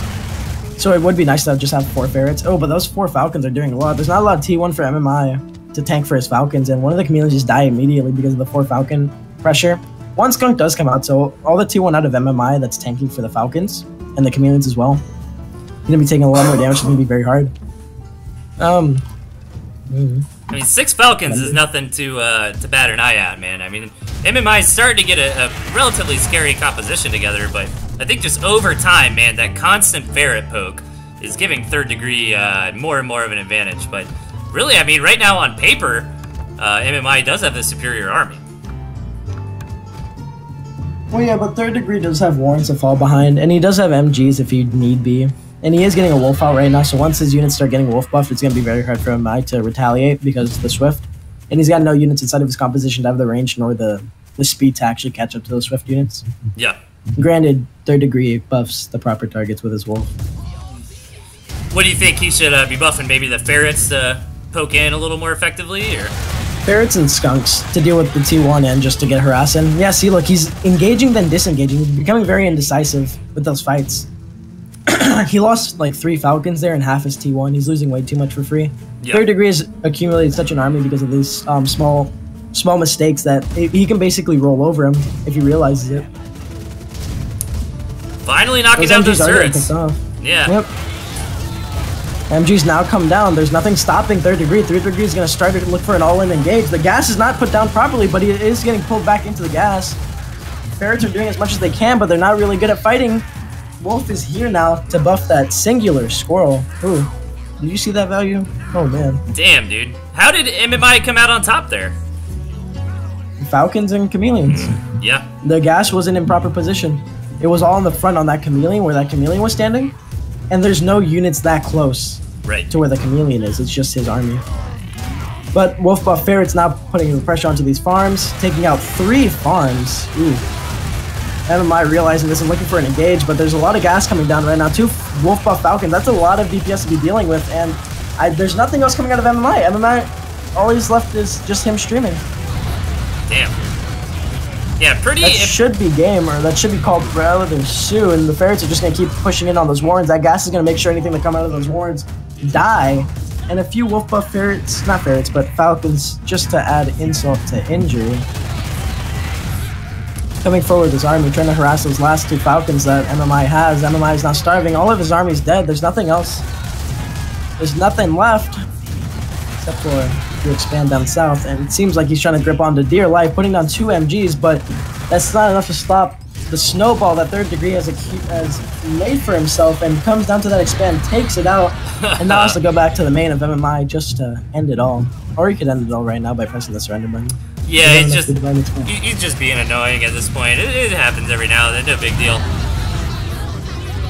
Except Boom. Death. There's glory in death, I swear. Yeah, man. Press the surrender button. Yeah, surrender button for efficient gaming, you know. Gotta get in that extra match, you know. Add up that minute you keep in every game from running around trying to stay alive. That could be a whole nother match you can play, Chip. Dude, I know. That's why I surrender whenever I lose a squirrel. Oh, I'm down 20 food, dude. It's over. There's no way I'm gonna come back. So what's up, everybody? Thanks for sticking with us tonight, man. This is ToothAndTailTV. If it's your first time here, I do this show every Tuesday, Thursday night, 8 p.m. EST.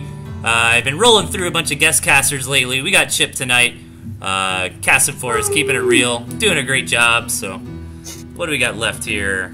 But Delthius, how can I support your channel? What time is it? 9:30? Okay. Let's do another bonk. Well, no. Oh no, I think this 2v2. Okay, let's do. Really want to do? Let's do this 2v2. Let's do the 2v2. Which one? The next one in the list. Yeah, number 11. Yeah. All right, 3. Yeah, I'm sorry. Some of my replays of today have intruded into the list. Oh, because between 12 and 13 is just, you know, casual 20 games of Tooth and Tail. No big deal. All right, man, you ready? Yeah, I'm ready. Let's do it. Are you ready? I'm so ready, man. I'm always ready. 3, 2, 1, go. Boom. All right, what we got here? Oh no. This is gonna be funny. Premium Bo and Jet Erickson together over here on the left versus their opponents who are a little split up here. Phantomek and Slyfox. I'm just Phantom? I don't know. Let's call him Phantom. I think that works for me. Phantomink, right? Yes. Think Phantomink. But let's see. I mean, Jet's got the fox, Sly's got the fox, Phantomik's got the boar. We see some barbed wire. We see a lot of double mole. Oh, this is just mean, dude. Double mole, and he spawns away from his team. This is BM. He's got the 2 MGs coming down, but that's not enough. It's never enough. I don't even think Phantom is aware that this is happening to his teammate. He just died to the moles. Oh, this is sad. This is BM. Can we stop the replay? I don't want to watch this anymore. This is just vulgar. This is too vulgar for PWG. Stop the stream. Yeah, we're gonna get banned. This is not safe for work. This is some brutal content here, man. Wait, no, they're throwing. Oh! Stop throwing! Oh no. Dude, double mole rushes suck, man. There's no success without the suck. Look at how much damage that mole's doing. Where's my counterplay? You didn't kill it! Oh no! Did you do this? No way. Green just died. Oh my god. This game is gonna give me an ulcer, dude. Are you serious? Look at that. Like, they would have won that so easily if they would have just targeted those pigs there, man. But going for the throat and missing. So. All right. So as we can see here, blue and red have won the game. Yeah. Green and yellow are still sitting in the Stone Age. I like Premium Bo's. I like his response too. Like 4 farms after a failed mole rush. Let's get those ferrets out, man. We're here to kill them, boys. Oh my god. Meanwhile, Phantomic's like, hey dude, I got like 12 tier 1 units. Can I just end the game? I'm here to help you. 2 minutes after I'm here. Hey, did something happen? I'm sorry, man. The carrier pigeon was a little late. Uh-oh. Oh my god. Round 2, a mole-again. Here we go. Oh jeez. Damn, those toads. 6 toads going off nicely onto all of Green's moles there, killing off over half of them. Are they going to go for the throat again with the squirrels shooting at their backs? Oh no, that's going to be a massacre on these moles. A lot of moles go down, but there is no more warrants for Phantom. Look, man. Never mind. I feel bad for Premium Bo and Jet Erickson because they're like, dude, we're going to do this OP like double mole thing, and then they lose. Like they failed the cheese. Don't feel bad. they deserve to be sacrificed. Yeah. Oh god. Phantom is now going to walk in with his 9 squirrels versus Jet Erickson's and Premium's 0 squirrels. Sly Fox running away from the front for some unknown reason. But Phantom is going to put the pressure onto Green's mill, and Green will be dying in roughly 2 seconds. There he goes. Whatever. Phantom's not going to sit outside, just chilling. As we can see here on the right side, Jet Erickson going for the final effort of 2 moles onto the main. Casual stuff. 3 moles, I bet. Phantom is not going to be pushing onto the main of Jet Erickson. Jet Erickson? What? Oh. Jet Erickson. Jet Erickson. I always think of Leif Erikson. Isn't that his name? No, Leif Erik, right? Like the famous Viking. I don't know. I don't know. You don't learn about Vikings in school anymore? Vikings. Come on, man. Well, I mean, they kind of exist. They made like Russia. That's all I know. Ireland, Scotland. A lot of those are Viking descendants. What game? All right. We're doing really good on time. So hey, you wanna ruin that? What do you want to do? Which one of these is that long one? 100% enticing game. I think that was against Prozix. No, Balloon. It's number 7.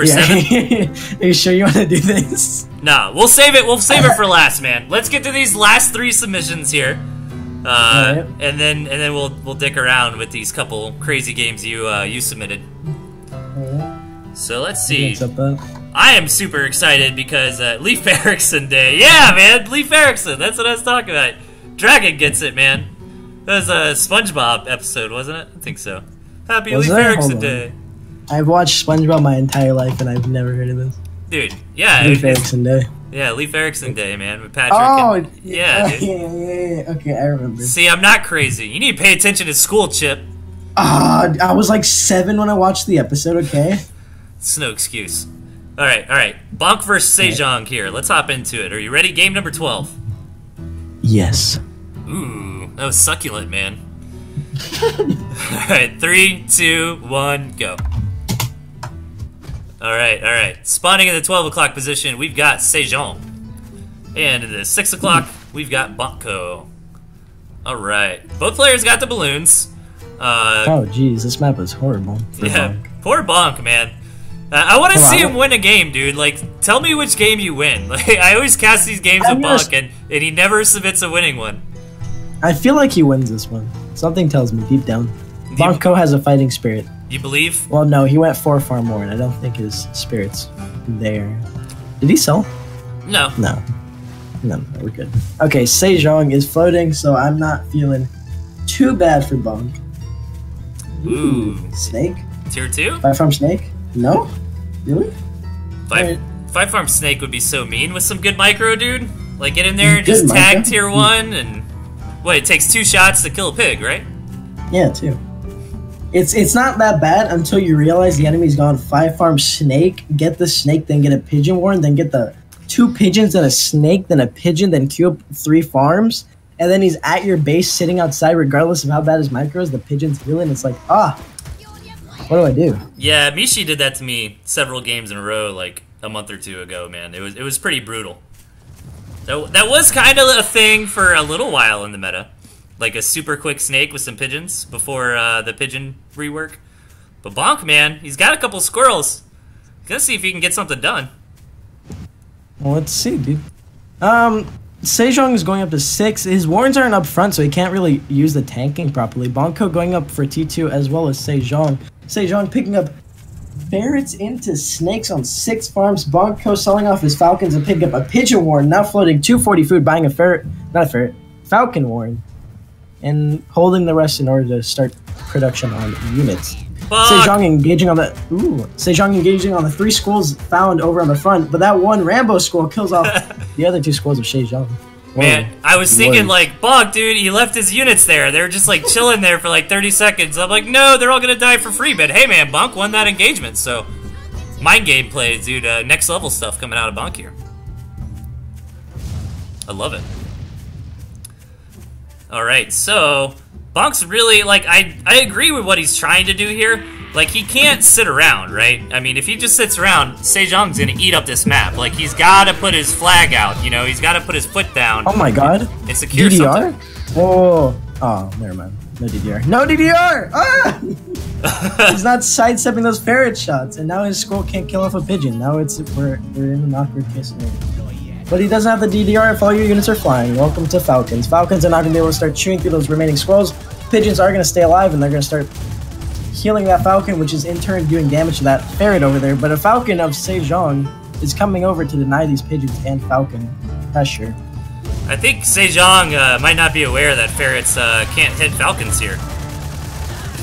He's just kind of like sitting there trying to fight that. That was pretty good. All right, let's see what Bonk wants to do with his money. I mean, he's got a little bit here. He's kind of running out. What's up? He's still sitting on 6, which is really weird. It's 3 minutes and 30 seconds, and he hasn't picked up snakes. And snakes would be amazing right now since there's not much T1 coming out of Sejong. With a lot of T2 that is coming out, I think snakes would be much more appropriate. Not to mention he's got the pigeons as well, so he can be much more aggressive with his snake usage. But instead he opts for a balloon. 2 balloons, really. That's interesting. Not bad.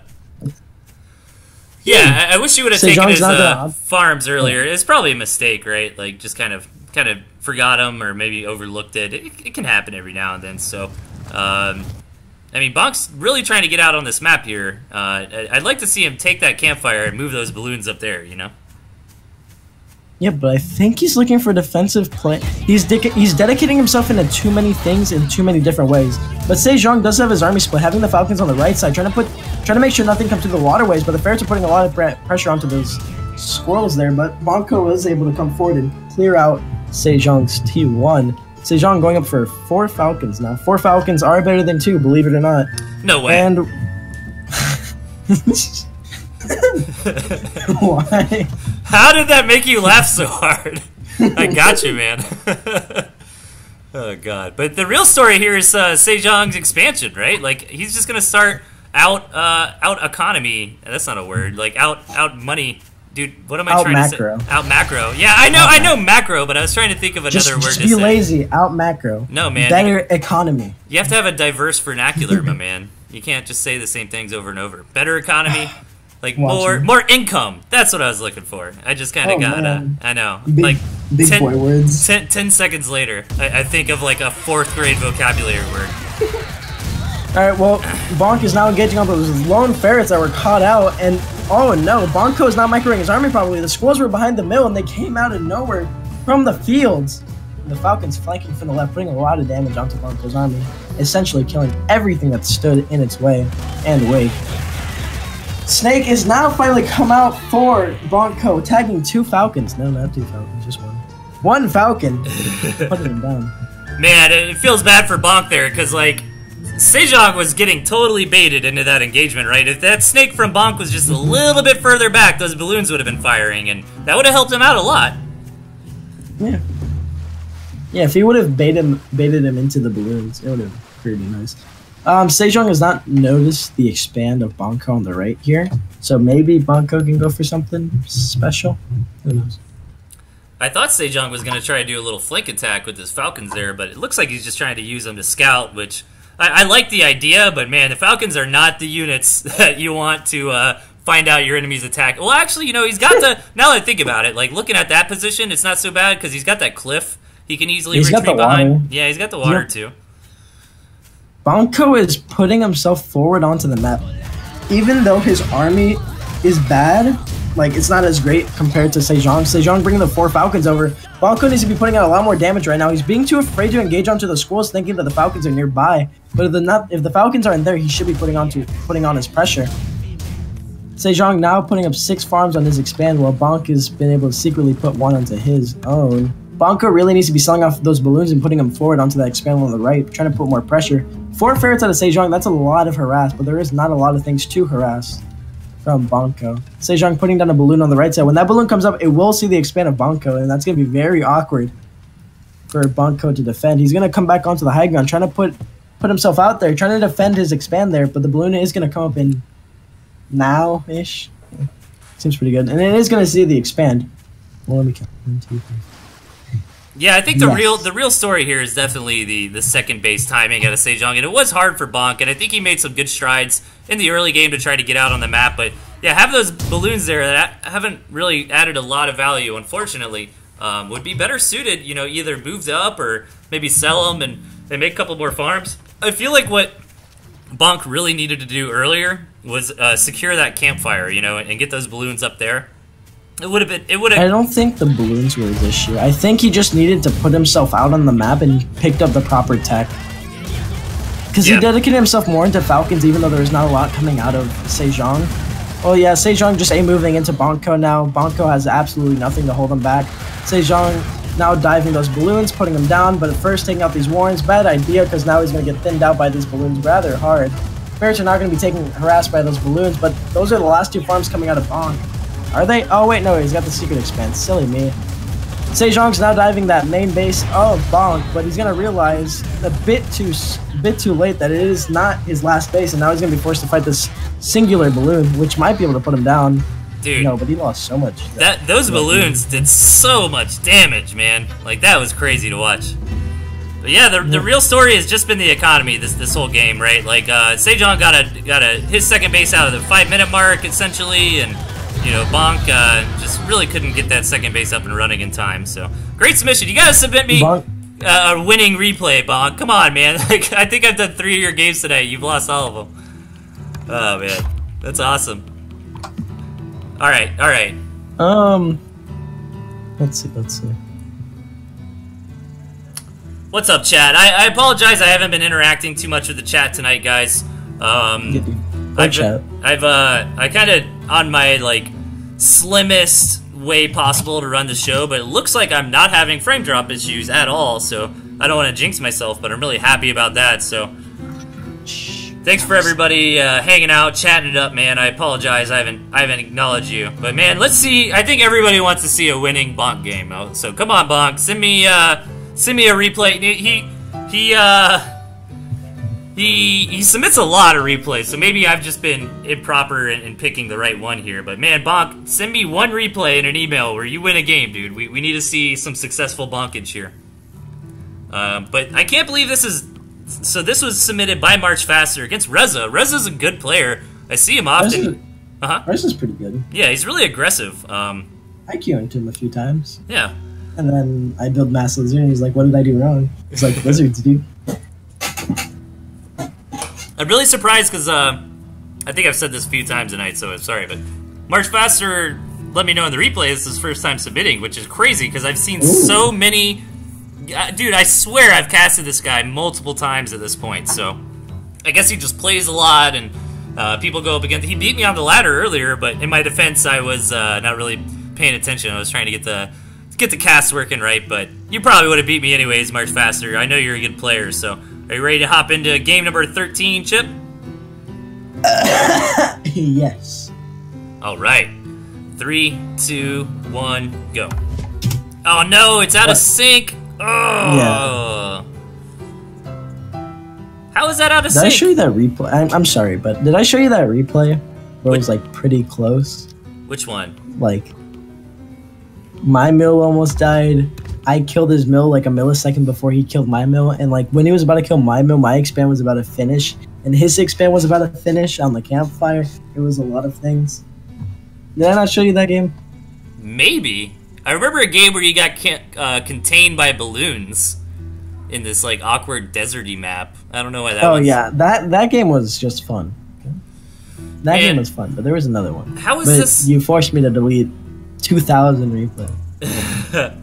How is this replay not synced? March Faster? Let me see. Wait, dude, is this the March Faster replay? Oh, no. He's dead. Man. Oh, you know what? Maybe I'm just an idiot and I got the wrong one. Hang on. Give me 1 second. Do we want to watch Glowjack versus March Faster or Jet Erickson versus March Faster? I think Jet Erickson, right? Let's do that. Who's the glow guy? What? Yeah, give me a Jet, please. You want a Jet? I'll jet you up a little. Here you go. Jet just wants a game of him winning. I don't think you're gonna win this one, Jet. I mean, you might. I don't know. Let's see if March Faster submits losses. Where's the pride at? Yeah, right. You can't submit games where you lose. Dude, you better. And you can't let other people submit games before you lose, so you just have to never lose. Just like that. You gotta, like, protest the stream. Like, I didn't give you permission to stream that game where I played horribly. Well, I feel bad for, who is it? Like, Pillow? Like, I don't think Pillow's submitted, but a lot of people have submitted games with Pillow in it. And he's always watching, he's just like, dude, not this game, man. Come on. It's like, hey, man, submit one yourself, and we can see a winning one from you. But, yeah, so I guess I grabbed the wrong replay for March Faster. So I grabbed this other one real quick that he submitted. Jet Erickson versus March Faster. I'm ready when you are, Chip. Wait, what? I sent it to you on, I did, on Discord. What? Huh? Come on, man. You gotta be... I don't have oh, God. I sent it to Master Stealth, not you. who's just playing Rocket League, like, whoops. Or what is that? Thanks, man. My bad. Alright, hold on, let me just. I'm the best. Let me just. Whoa, that's not. Okay. Oh, yeah. Dude, he butchered your name, man. It wasn't even close. Oh, God. That's funny. Hey, what's up, Cyborg? You doing alright, man? I don't think I've seen a game from you in a while, man. What's up? I need some more Cyborg games. Oh, man. Yeah, I am. I think I'm ready. Okay, so what we're gonna do is we'll do this Jet Erickson versus March Faster. We'll do Sly Fox versus the Gentleman, and then you can pick one of these games from you that I skipped, and then we'll probably call the show after that. I think it's fair, Chip. We've already seen, like... Oh, no, the other one's like 5 minutes, okay? We can go to the 5-minute one, then the 38-minute one, okay? We have good transitions. Alright, fine. I think we can manage it. Let's see how long these games are. I think we'll be fine, though. Alright, let's get into Jet Erickson versus March Faster. Are you ready? Yeah. Oh, wait. Whoops, I accidentally started. I'm sorry. Okay. Let me know when you're ready again. Start it. 3, Start the 2, countdown. 1, go. And I'm in. Yep. Alright. Spawning in the 7 o'clock position, we've got Jet Erickson. And in the 1 o'clock position, we've got March Faster. Who both these guys pretty good players. Yeah. Ooh, fun. But both these guys aren't bad players, man. Oh yeah, are you one of those guys? That's just like... Yes, dude, my cardinal directions never fail me. Never eat soggy waffles. Dude, I haven't messed it up yet, man. I've been saying clock positions for like every spawn, and I don't think I've screwed it up once yet. I'm so worried that I'm going to. Like a 9 o'clock spawner and I say 3 or something, but Jet Erickson coming in for a mole rush and takes down a turret. He is able to pick off an MG, but there is no way out of there. So that mole is destined to die, unfortunately. Well, now that... He realizes this and he's forced to sell it off and pack it up. He goes back to his base. He's probably going to queue up 2 farms, then build a Warren. Predicted. Right? Boom. Yeah, there you go. Nope. Easy. No, huh?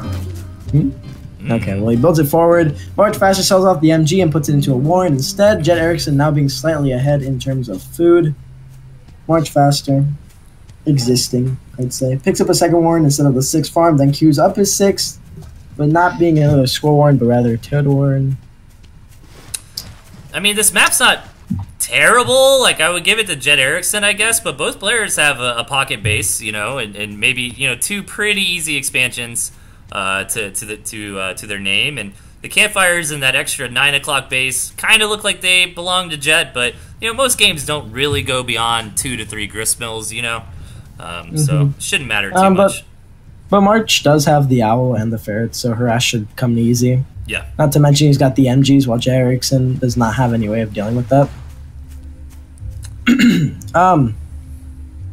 You have to get. Well, actually, let me ask you a question. What's better than 1 pocket expand? 2 pocket expands, Chip. I'm sorry, you cut out. I did not hear you. I said 2 pocket expands, Chip. You cut out again, I swear. Is the answer like 2? 2 pocket expands? Yes, 2 my pocket God. expands, exactly. See? Really? Jet is ahead, natural. Dude. Right? I mean, not bad. But March does have that natural base with the pockets, so not terrible, but yeah, obviously 2 pockets is better. I like this aggressive campfire. Ooh. Maybe trying to bait a fight. He doesn't have enough He doesn't have enough army to even think about baiting a fight. He could put an MG down, which I would like to see. Like put it down forward, then get ferrets and start harassing. Yeah. Maybe he'll go for ferrets first, then get the. These aren't ferrets. Okay, well he picks up falcons. Don't know what he's gonna do with it. Yeah, but Jet Erickson going for a pretty good build, I would say. You know, 9 squirrels into tier 2 of the Falcons here. I think it's pretty solid. Yeah, then you're gonna put yourself with a nice army composition with like 12 to 15 squirrels and 2 tier 2 units soon. So I think that's pretty powerful. Yeah, that looks pretty good. Jet just waiting for his falcons, waiting for a few more squirrels just to have enough to make sure he can push in a march faster and not lose. Oh wait, this is Jet. I can like BM him about his micro. I think he specifically asked you not to do that, which is all the more reason to do it. Exactly. Alright, so March Faster coming out with 9 squirrels, 3 toads, and a falcon versus Jet Erickson's 12 squirrels and 2 falcons. If these 3 toads are like god tier and they go off on like 6 squirrels, it's handed off to March. But Jet Erickson is picking up that choke campfire right there, so it's going to be very easy for him to hold.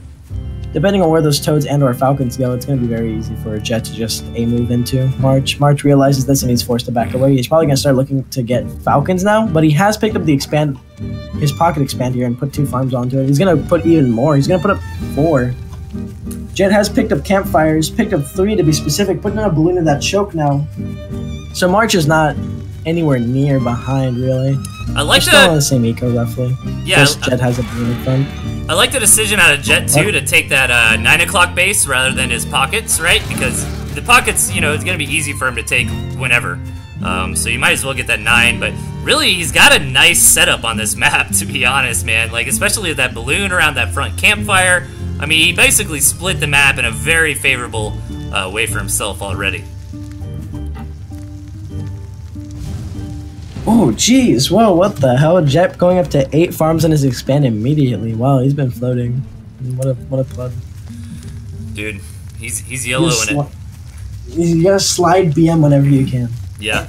Just like a passive-aggressive BM, you know? Just like a little jab. You know, just a little bit. Don't tilt them, though, because then they won't want to send replays. But if you just jab every so often. Hey, Matt props to Jet, dude. He lives in Europe, so it's like super late at night over there. And wait, he's here? Yeah. And it's okay. Well, it's got to be like 3 in the morning for that, so. Yeah, dude. Maybe even later. He's a trooper, man. Well, March Faster does have those. March Faster does have those ferrets, but the balloons are out for Jet Erickson. So these ferrets are not going to find as much value, but he's going to walk him into the water and try to get a bit of damage onto those campfires over there. Jet sees this. Wait, he didn't even kill the campfires. Well, falcons are coming out now. The squirrels are going to come out. Miss Micro coming out. Jet Erickson is going to lose 3 falcons for free. Oh, damn it, Jet. Come on, man. Miss Micro. and now March Faster is going to come forward with the 2 ferrets and kill that campfire. Miss Micro out of Jet Erickson again, moving out of position. Now, if March Faster were to realize this, he could walk into the choke and kill both the balloons, and that'd be so good. But he is waiting on... Jet Erickson is waiting on that wolf to be coming out. And once that wolf comes out, it's going to be very easy for him to rotate to and fro from the water side back to the choke.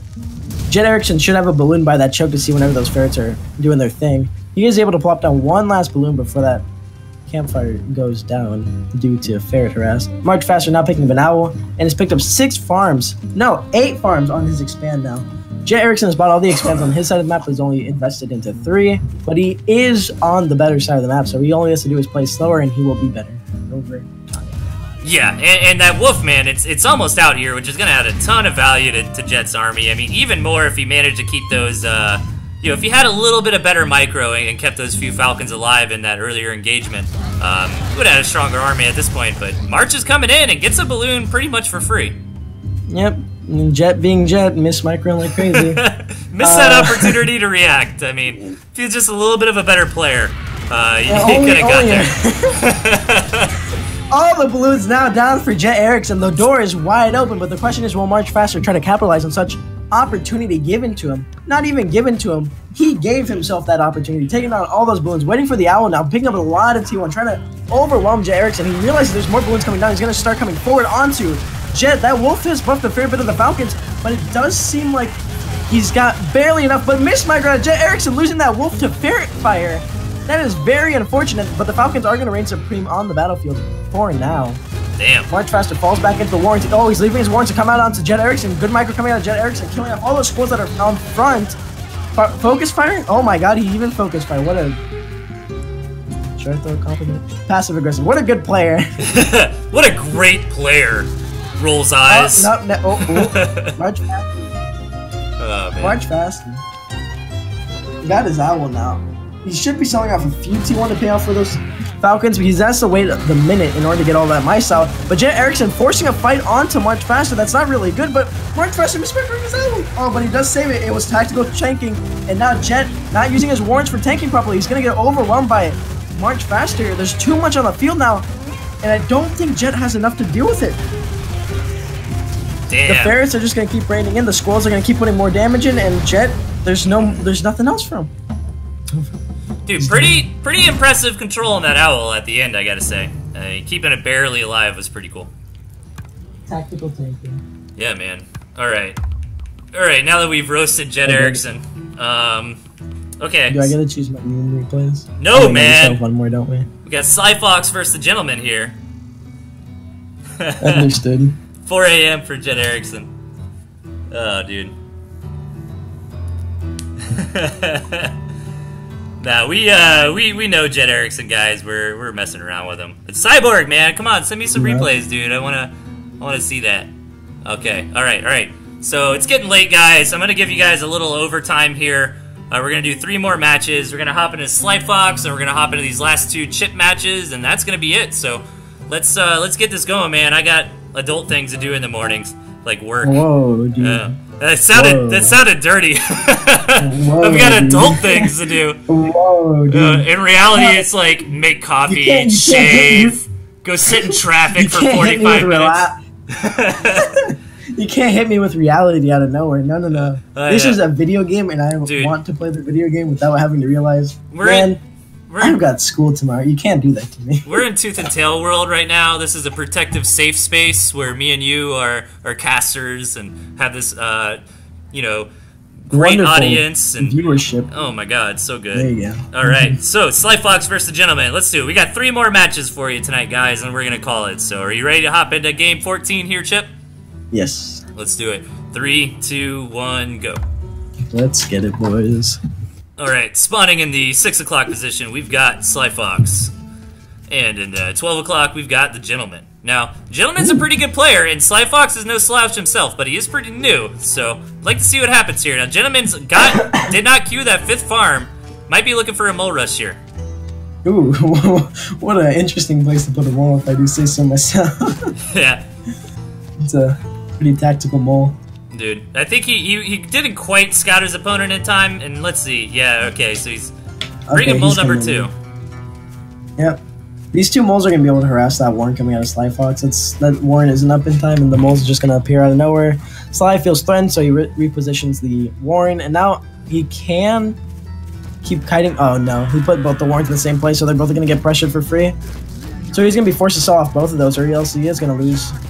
Oh, does he? Is this Miss Micro coming out of Gentleman? This is Miss Micro. He didn't even kill the Warren. He goes back trying to kill it. He loses the other mole. 60 food deficit. He gums in, kills it, but he loses the 60 food again. All right. Really good hold on 4 farms. Yeah, that. So you were trying to say that your critique there was like Slyfox should have kept building tier 1 Warrens on like opposite sides of his base to make the moles run around and take damage from the pigs. Yes. Makes sense. See, you understand me, though. Yeah, dude, I got it, man. I've been playing RTS games for longer than you've been alive, Chip. Whoa, okay. See, I know that already. Okay? I'm only 8, okay? I know. All right, well, Slyfox, with his newfound advantage of having those Warrens up already, he's going to start harassing Gentleman's Warren, but he does not have enough lizards. He just gets overwhelmed by the 2 lizards that Gentleman had already out on the field. Slyfox is still trying to peek his head in, but he simply does not have enough lizards. If he were to pay attention to the numbers, I think he could have easily overwhelmed Gentleman there with a little bit of lizard magic and micro and all that fancy stuff. Yeah, he kind of went in a little too early, right? Like, he should have waited till he had a couple more lizards there. Yeah, I would like to see an MG come out of Gentleman on that choke there. So he wouldn't have to invest so much into lizards, instead just have 3 lizards and just have an MG, and whenever lizards come forward, just tank for the MG. Yeah. But he'll do him. Both these players are scared, though, man. They're just now queuing up to 8 farms. I mean, they've built a lot of Tier 1 Warrens before that. And Slyfox still hasn't taken his 8 farm. I hope that's not a mistake, man. You need to get that going here shortly. There he goes. Yep, he's fine. I like the scrolls out of Sly, because if he has enough scrolls to the point that he can feel threatening to Gentleman, indecision gets punished very hard from the Lizard player. For example, like, let's say you're about to engage, right? And then you see his army and you're like, oh, I kind of don't want to engage, so then you back away and you lost 3 lizards. And you're like, okay, maybe if I engage through here, and then you get indecisive, and then you back away, and then you lose 3 more lizards. Right. It becomes very bad. You have to be very decisive when you're being the Lizard player. Yeah, that makes sense. You got to really pull the trigger, right? Like, there's not a lot of backpedaling. You know, once you've made the decision to engage, you really need to commit. Yep. But Slyfox is getting out the quick chameleons, and this could be his ticket to a nice timing attack here coming up shortly. I mean, so many lizards, though. That is a lot of lizards, yeah. I mean, what is Gentleman doing here? Like, he's just going to go up to 18 lizards and keep on the Tier 1. He's just going to keep making more lizards. And Sly has no toads, keep making lizards. You're fine.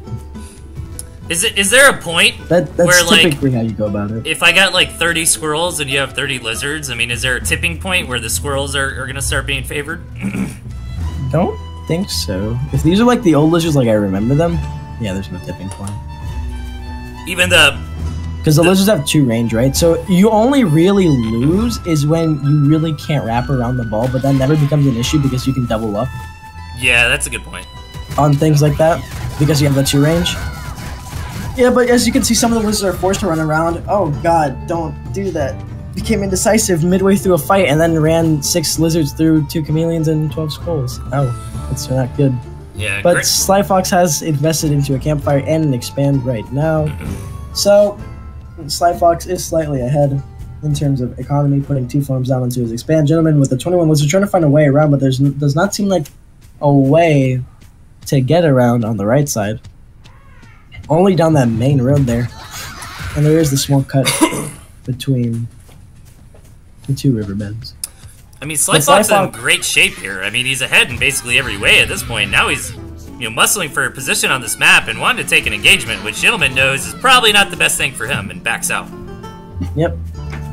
Slyfox now finds his advantage and says, alright, well, I'm going to use my advantage of army to come forward and take control of the map, which he does for a little bit, but then soon backs out. I'd like to see more squirrels and lizards coming out of Sly, because the lizard player knows that he's weak.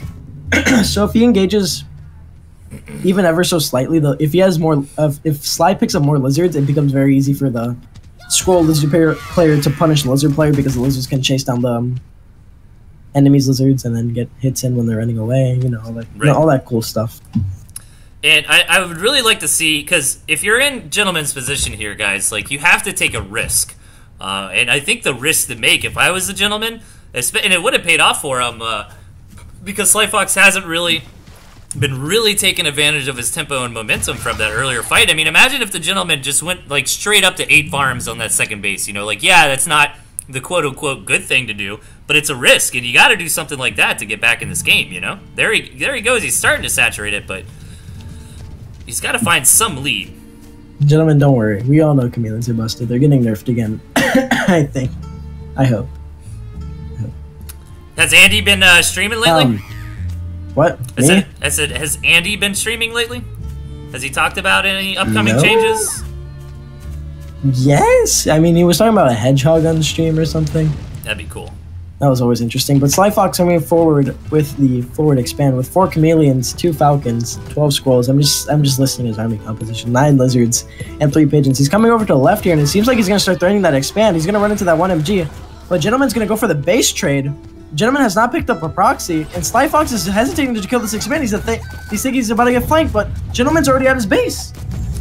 With 21 lizards here for the base race, it's going to be hard for him to even equal out what Gentleman's putting out. Slyfox is going to have to work his way through 4 MGs. That's actually going to be way too hard. Gentleman's putting a lot of damage onto those main mills, and that's going to be it. There's way too many MGs. Dude. Slyfox can't muscle through. No, he's dead. Oh man, Slyfox, he almost took a game off the Gentleman, dude, but really showcasing why lizards are so good, man. Give you that momentum or movement, you know? Momentum. Oh god. Alright, alright. Are we gonna go to my meme games? Are you ready? Are you ready? Let's cast some games from you, Chip, because this show is really just all about you, man. No. It's about the people. As long as you're happy, Chip, I'm happy. And as long as the people are happy, I'm happy. Alright, which one of these is the shorter one? What? 9? Yes. All right, 9 is the shorter one. Alright, let's hop into game 9. Are you ready? Yes. Let's do it. 3, 2, 1, go. Oh boy. Man, do I love seeing random decks. Alright, spawning in the 5 o'clock with apparently a random deck. We've got ChipFromSpace. And who is this? I think this is the longer one, man. That's what I was saying earlier. But in the no, technical... this isn't the longer one. No? For sure this isn't. Oh, Which one is this? What? This is not the one. Oh no. I could lose in this one. Look at these decks. Is this not what do you I meant lose to... in this one? Listen. I think I do. In the 9 o'clock, we got Pro6. So you're just derping around with a random deck here, huh? Oh no, this is the actual fun one. This is where like a bunch. Okay, I remember. This is pretty fun. This one's pretty fun. So this is one of the random decks that I'm like, oh god, T1, thank you, right? So I build 5 farm double because who wouldn't after having 20 games of no lizards, right? You without lizards? No way. Dude, that's what I said. And then I'm like, oh, lizards, hello. And then I come forward with the lizard, and then I'm trying to harass this one building farm. He brings his lizard out, so I back away. But it becomes a jumbled mess pretty soon. So I start putting down mines. I start putting down mines in order to bait, in order to push myself in. So I start layering mines, right? I'm waiting for my lizards, I'm layering mines, right? I'm trying to get harassed, and I'm trying to bait his lizards out. I'm trying to do little lizard stuff. So now he starts layering mines. And then I'm trying to harass his mines and try to get my mines up. And so now we're just going to be in this perpetual motion of setting down more mines and killing each other's mine, right? Yeah, but so this happens for like 3 minutes, so you can just watch this. I don't even want to. and you don't want to like keep the mine there if your opponent saw it, you know, so you got to like sell it off, put it somewhere else. So we got some awesome mine-on-mine action going on here. You taking that? Are you thinking about trying to put a drum fire? You can't afford a drum fire cannon right now. Why are you taking that base? I'm using it for territory, for the heals. Yeah, that makes sense. All right, so what I'm trying to do is I'm trying to bring my lizards forward to pull his lizards in onto my mines to get hits in, and I want him to come forward when my mine is building, so that I can get a hit in on his lizards. You'll see me abuse it sooner, like in a bit. Like, I go back to my main, pick up all 8 farms there. He comes forward onto the mines, 2 hits, he gets kind of scared. It's casual stuff, right? Yeah. So he'll come forward, and then I'll come around and I'll take a lizard like that. And this happens for another good 3 minutes. Oh, but there was a one. See, look, I put the mine down. He's going to come forward trying to kill it. Sell and it. then I'll be able to take a lizard. I sell it, and then I kill a lizard. Oh, yeah. I see what you're saying now. See, and then he mismicros, and I kill a lizard. Right? This happens for like ever. He comes forward, I kill a lizard. I go forward, I kill a mine, and then I kill a lizard. See? Lizard stuff. It's so good. Dude. How far is the mine detonation range? Like, how close do they gotta be? 0 range. They have to be on top of it. Like, right there? Yeah. Oh my god. That was pretty good. Dude, mines are exciting to watch, to be honest. Like, nothing's more satisfying than seeing, like, a few mines blow up just a ton of units, you know? Feels so good. Yeah, just casually peeking in and getting free lizards. Who doesn't want to watch? Bait him onto a few mines. I lose all my lizards on purpose, I swear. Damn. Just to do that. Yeah. Sick. Sick plays, bro. This happens forever. I really don't know what else to say other than, oh my god, he microed his units away from the mines, pulled his lizards in, and then repeat. You're lucky he doesn't have squirrels. But now I've got no mines, and I get really greedy and go for a full engage somewhere around here, and then lose all my lizards. Hey, so man, then I kind of lose my foothold. Listen, you're getting into spoiler territory now. No, dude, come on. So obviously what's going to happen is not what you just said. He's just trying to throw the viewers off here. I win the game right now. Right this What if second. I just keep lying? You should. We should just, like, irresponsibly cast wrong. Like, just throw out all these wrong facts and stuff. The squirrels are walking in. The moles are repairing the mine right now. Hey, and do you see that Uncle Butter being built in the 3 o'clock position over there? Is that Uncle Butters? I thought that was Fox. Oh my god. My bad, man. It's been a while. They look so similar. Like, it's really hard to tell the difference between those two units. Dude, it took me so long when I first started this game to realize that every tier of Warren building, like, looked the same. Like, I kept trying to identify, like, alright, what kind of tier 2 is that coming out? And I was like, wait a minute. That's all the same shit. What do you think? Would it be better or worse if every Warren had its own unique look? Well, I mean, if all of them look different, you would... Okay, well, it's weird. Because now, in the first 45 seconds of a T3 being built, you understand that, okay, he's building a T3. Right. Right? But then in the last 45 seconds, you can tell which one it is. So, I mean, I guess it's kind of balanced in that sense. Like, you know he's doing it, and now you know which one he's doing. Oh, wait, so I think you misinterpreted, but you're saying, like...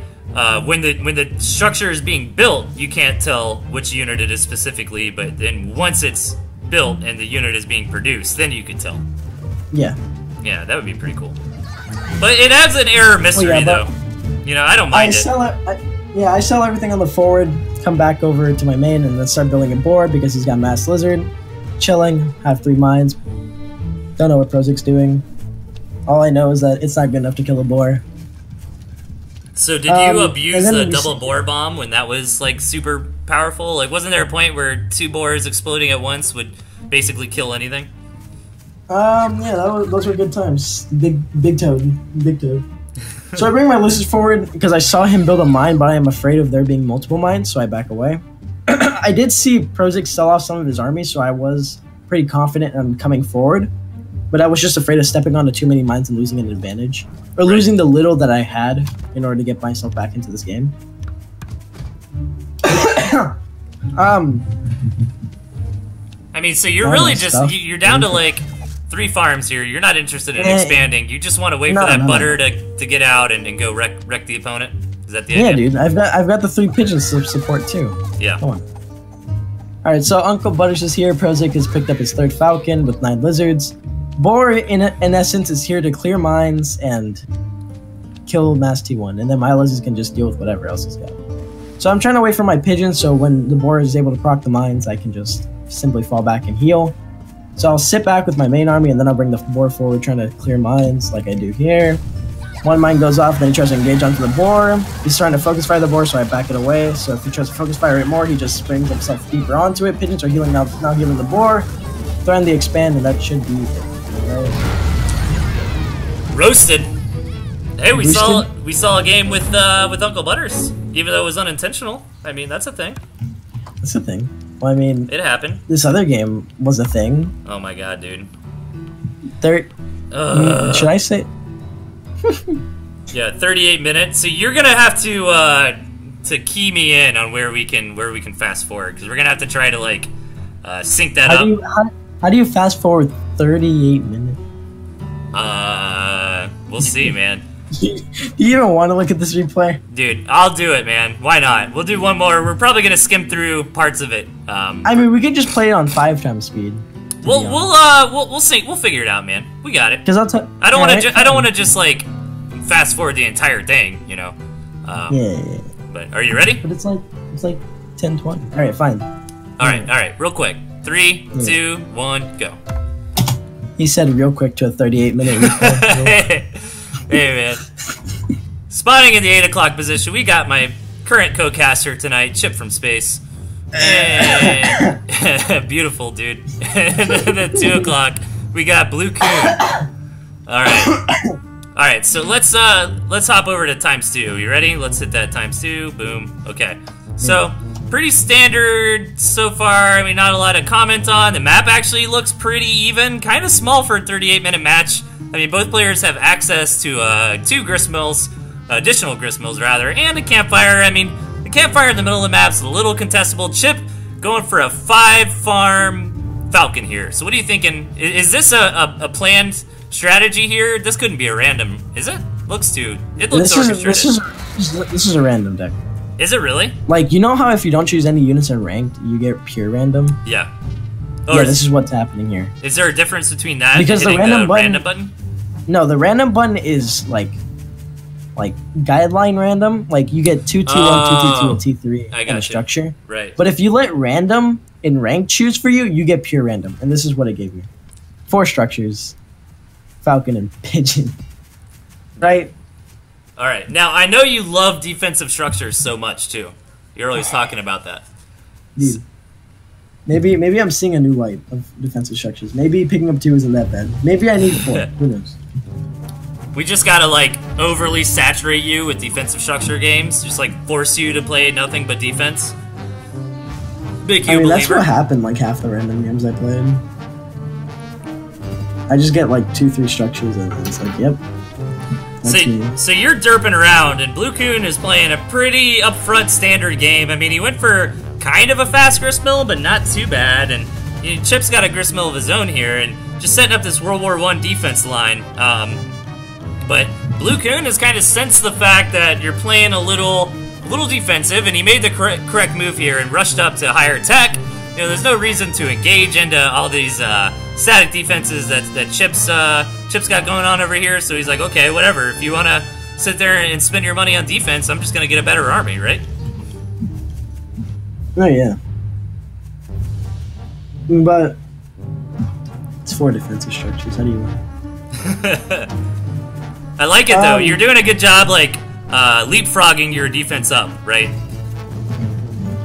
Well, yeah, that, like, I noticed that if I were to star farm this entire mill, which is, what, 5, 10, 15, 30, 40 minutes worth of farming, plus that campfire in the back, 45 minutes, and I know for a fact that he's going to use his wolf to buff his eco, so he can get more eco out faster, in order to deal with the defensive wall that I'm putting up. Yeah. I know that if I wait 45 minutes, I will win the game. Are you not aware of the chameleons, or are you just not worried about them piercing the barbed wire? Well, I mean, I have enough defensive structures on the line at the moment to deal with such a thing, and I didn't really know he had chameleons because he never showed them to me, for one, right. And he never used them in any big fights. All right, he had like 4. Let's real quick. Let's hit it up to ×5, and then we'll slow down to ×1 when we get to an engagement. All right. So both players here taking all available gristmills. The campfires are still uncontested, but definitely got a macro game going on. Uh-oh. Oh, okay. My computer lagged out a minute with the ×5, my processor, my poor processor. But so far so good. I mean, yeah, like Chip was talking about earlier, he's not wanting to take these gristmill the farms around this gristmill on purpose, so he can starve out his opponent if necessary. So you want to kind of you're kind of keeping. What's the rationale about the constant scouting here? You're just really trying to keep tabs on how well he's saturating that third base up, or? I just want to know how much he knows, to be honest. Is what I'm really trying to figure out. Because if I know that he knows that I'm weak on a certain side, then I'll reinforce it before he hits it. Yeah. So he'll lose more than he should. You know, if you're gonna have to deal with owls in this situation, though, I mean, Falcon's kind of the unit to have, right? I mean, it's gonna do okay. Yeah. But the barbed wire is mostly just the small wall that keeps him away from me. Yeah. Is what I really want it to be. The barbed wire is supposed to just be a fear factor, really, because you're not gonna want to walk through a barbed wire line, and if all your mice die before they can kill the wire, then you really don't want to walk through a barbed wire. Right. Makes sense. So I like how Blue just decided, like, okay, I'm not even gonna bother with squirrels this game. Like, do you think that was the right move to make? Just trying to go for this late. Just going into pure Falcon. Yeah. That's probably the better move. But the thing is, he doesn't have enough owls to pierce the balloon line. I was about to say that. One balloon shot kills a Falcon every time. Right. So it becomes very hard for him to actually push through with the fact that all of his army is like T2. Yeah. God, so many buffed up Falcons, though, man. That is scary, but... Oh, here we go. All right, slowing down to ×1. Take it away, Chip. Oh, well... I already took over. So, like, my already passed. It's too late. No hype. Oh man, but your gristmill stays alive. All right, ×5 again. We're getting through here. Well, yeah, this is really important because now I decide to sell all my defensive structures. While he's trying to rebuild his army, I decide to push everything I have forward. Nice. And I set up to the point because I realized that over half my wall wasn't shooting at his army when he engaged. It was all me just using a mill to tank. So now I've pushed my wall into a concentrated position in the dead center in order to be able to take on his army. So guys, we're rapidly approaching the 20-minute mark of this game. So just to put that in perspective, I know we've been ×5ing it for the majority of the time here, but okay. Well, anyways, if you saw that little scout that Blue did, yeah, it makes me understand something. He's trying to find a way around my base in order to bring Falcons in from a different angle. I realize this, but I realize this too, like, bro. Man, he's only got 2 starvation farms left at this point. Yeah, it was a good call from you to really understand this is gonna go stupid late game, and I need all those farms to stay alive. It's pretty easy to make that mistake, and there's even these 2 campfires here as well, which could extend this game out even longer. But here he goes. It looks like he found a pocket over here. He comes down. I went to '1 for a moment, Chip, but he comes down with the 15 Falcons and takes out this gristmill, but I don't think Chip really cares about that gristmill anymore, so no harm, no foul there. And you gotta not be too happy about him getting these 2 Warrens, but it's also not the biggest end of the world, right? Biggest deal. Yeah, since I realized he has more Falcons, I had to sell some MGs from the front line in order to put him here. And then I also understand that MGs are much more important than Falcons, so I put my Falcons on top of the MGs in order to do more DPS to his army than he can do with mine. As seen there. Nice. The 4 MGs carry me. He's close to starving, but he puts on another farm. He has to find something to sell. ×5 again. We're on ×5. Back to ×5, boys. You. Now that wolf probably didn't help Blue Coon's case of not starving out here. I don't know how much that was buffing the pigs earlier or not, but yeah, it forced him to pick up the farms on his expand earlier than I did. Yeah. But now you can see on the left I've made an MG wall where he can't walk through, and on the right I've made an obstacle course of barbed wire and MGs. As you can see here, he tries to get through it, but he doesn't. So you know, it's all casual for now. Yeah, just 7 balloons, 20 barbed wire, and 10 machine guns. You know, no big deal. It's no biggie. 27 minutes in. Easy. Yeah, 28. Man, what's the longest game? Alright, the longest game I think I've seen was like 58 minutes. I don't think I saw one pierce 1 hour. That's not a challenge, by the way. I do not want to see an hour-long game. But of ×5, it's really not that bad to deal with. Until it's that bad. Yeah. I mean, this game is half of it's sitting. Yeah. I mean, you're like eating a sandwich during this game or something, man. No biggie. No, I'm kinda just sitting here, like looking at my food go up. Oh yeah, and here's Blue, like using the starve timer in order to give himself more time of starving, or less time of farming, so he have more time of living. Right. ×1. Well, you should probably slow it down because he's trying to hit from the left with the Falcons. He's coming forward trying to take out MGs little by little, but I bring my Falcons forward to tank for the balloon. The balloon is properly tanked for. Even though they're wolf buffed units, the balloon should be enough to carry me. His wolf escapes. Go back to ×5. And back to ×5. Back to ×5. And he's using the wolf to buff all the Warrens. I don't understand why he still has balloons up. I really can't attack him. Unless I sell off everything I've got and then make pure Falcon, which I can understand to an extent. Oh, we'll go down to ×2. Sorry. But you can see he's trying to look for an opening inside of my defensive line, so I'm reinforcing all angles. I'm taking the load off the center and spreading it out, because I realize he's not going to attack through, 8 balloons. So if I spread out all the 8 balloons, then I'll have a better chance of holding overall. He can't get through the left side, he can't get through the right side with his commander, so he can't flank around me. So now, what I'm thinking is, I've got him pinned. Now all I have to do is wait and not make a mistake. Right. Yeah, you're not sitting on very much. I mean, three Falcons. That's your whole army. Yeah, 11 balloons speak louder than words. That's very true. Yeah, but I'm scouting him. I'm seeing what he's trying to do. He's sold off another balloon to make a few more Falcons. Man, balloons are the culprit on why we have games this long, because there's really not a lot you can do when your opponent has this many balloons, I mean, like, if they build this many machine guns or something, you can poke it with ferrets, but, I mean, like, what's the proper response to this? I mean, you're kind of in a rough spot, right? You just can't let him get here, is the thing. Well, I mean, I kind of started here, is the issue. Yeah. How are you supposed to start it if you've got nothing to stop it? Well, he should have been more aggressive. Like he didn't use. He really should have, in my opinion, he should have gone for like a chameleon timing attack earlier on with a lot of squirrels, and he really tried to not let you get up that third base. But coming in here for maybe one final strike is yeah, he's trying to harass, but the balloons are putting way too much pressure onto him, and he's gonna try to use a small opening to actually get in, but he missed micros that last Falcon a bit too close to the balloon.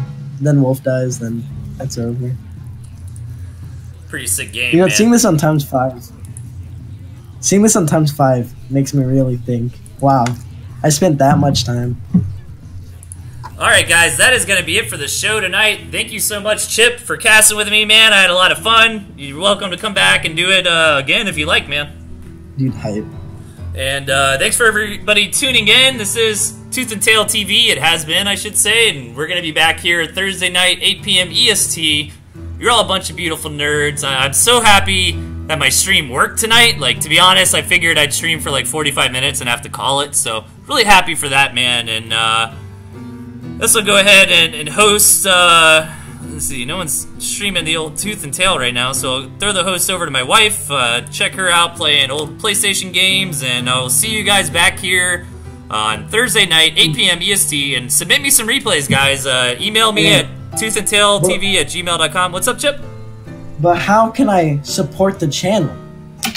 I'm just a wee lad and I want to help this channel grow, you know what I'm saying?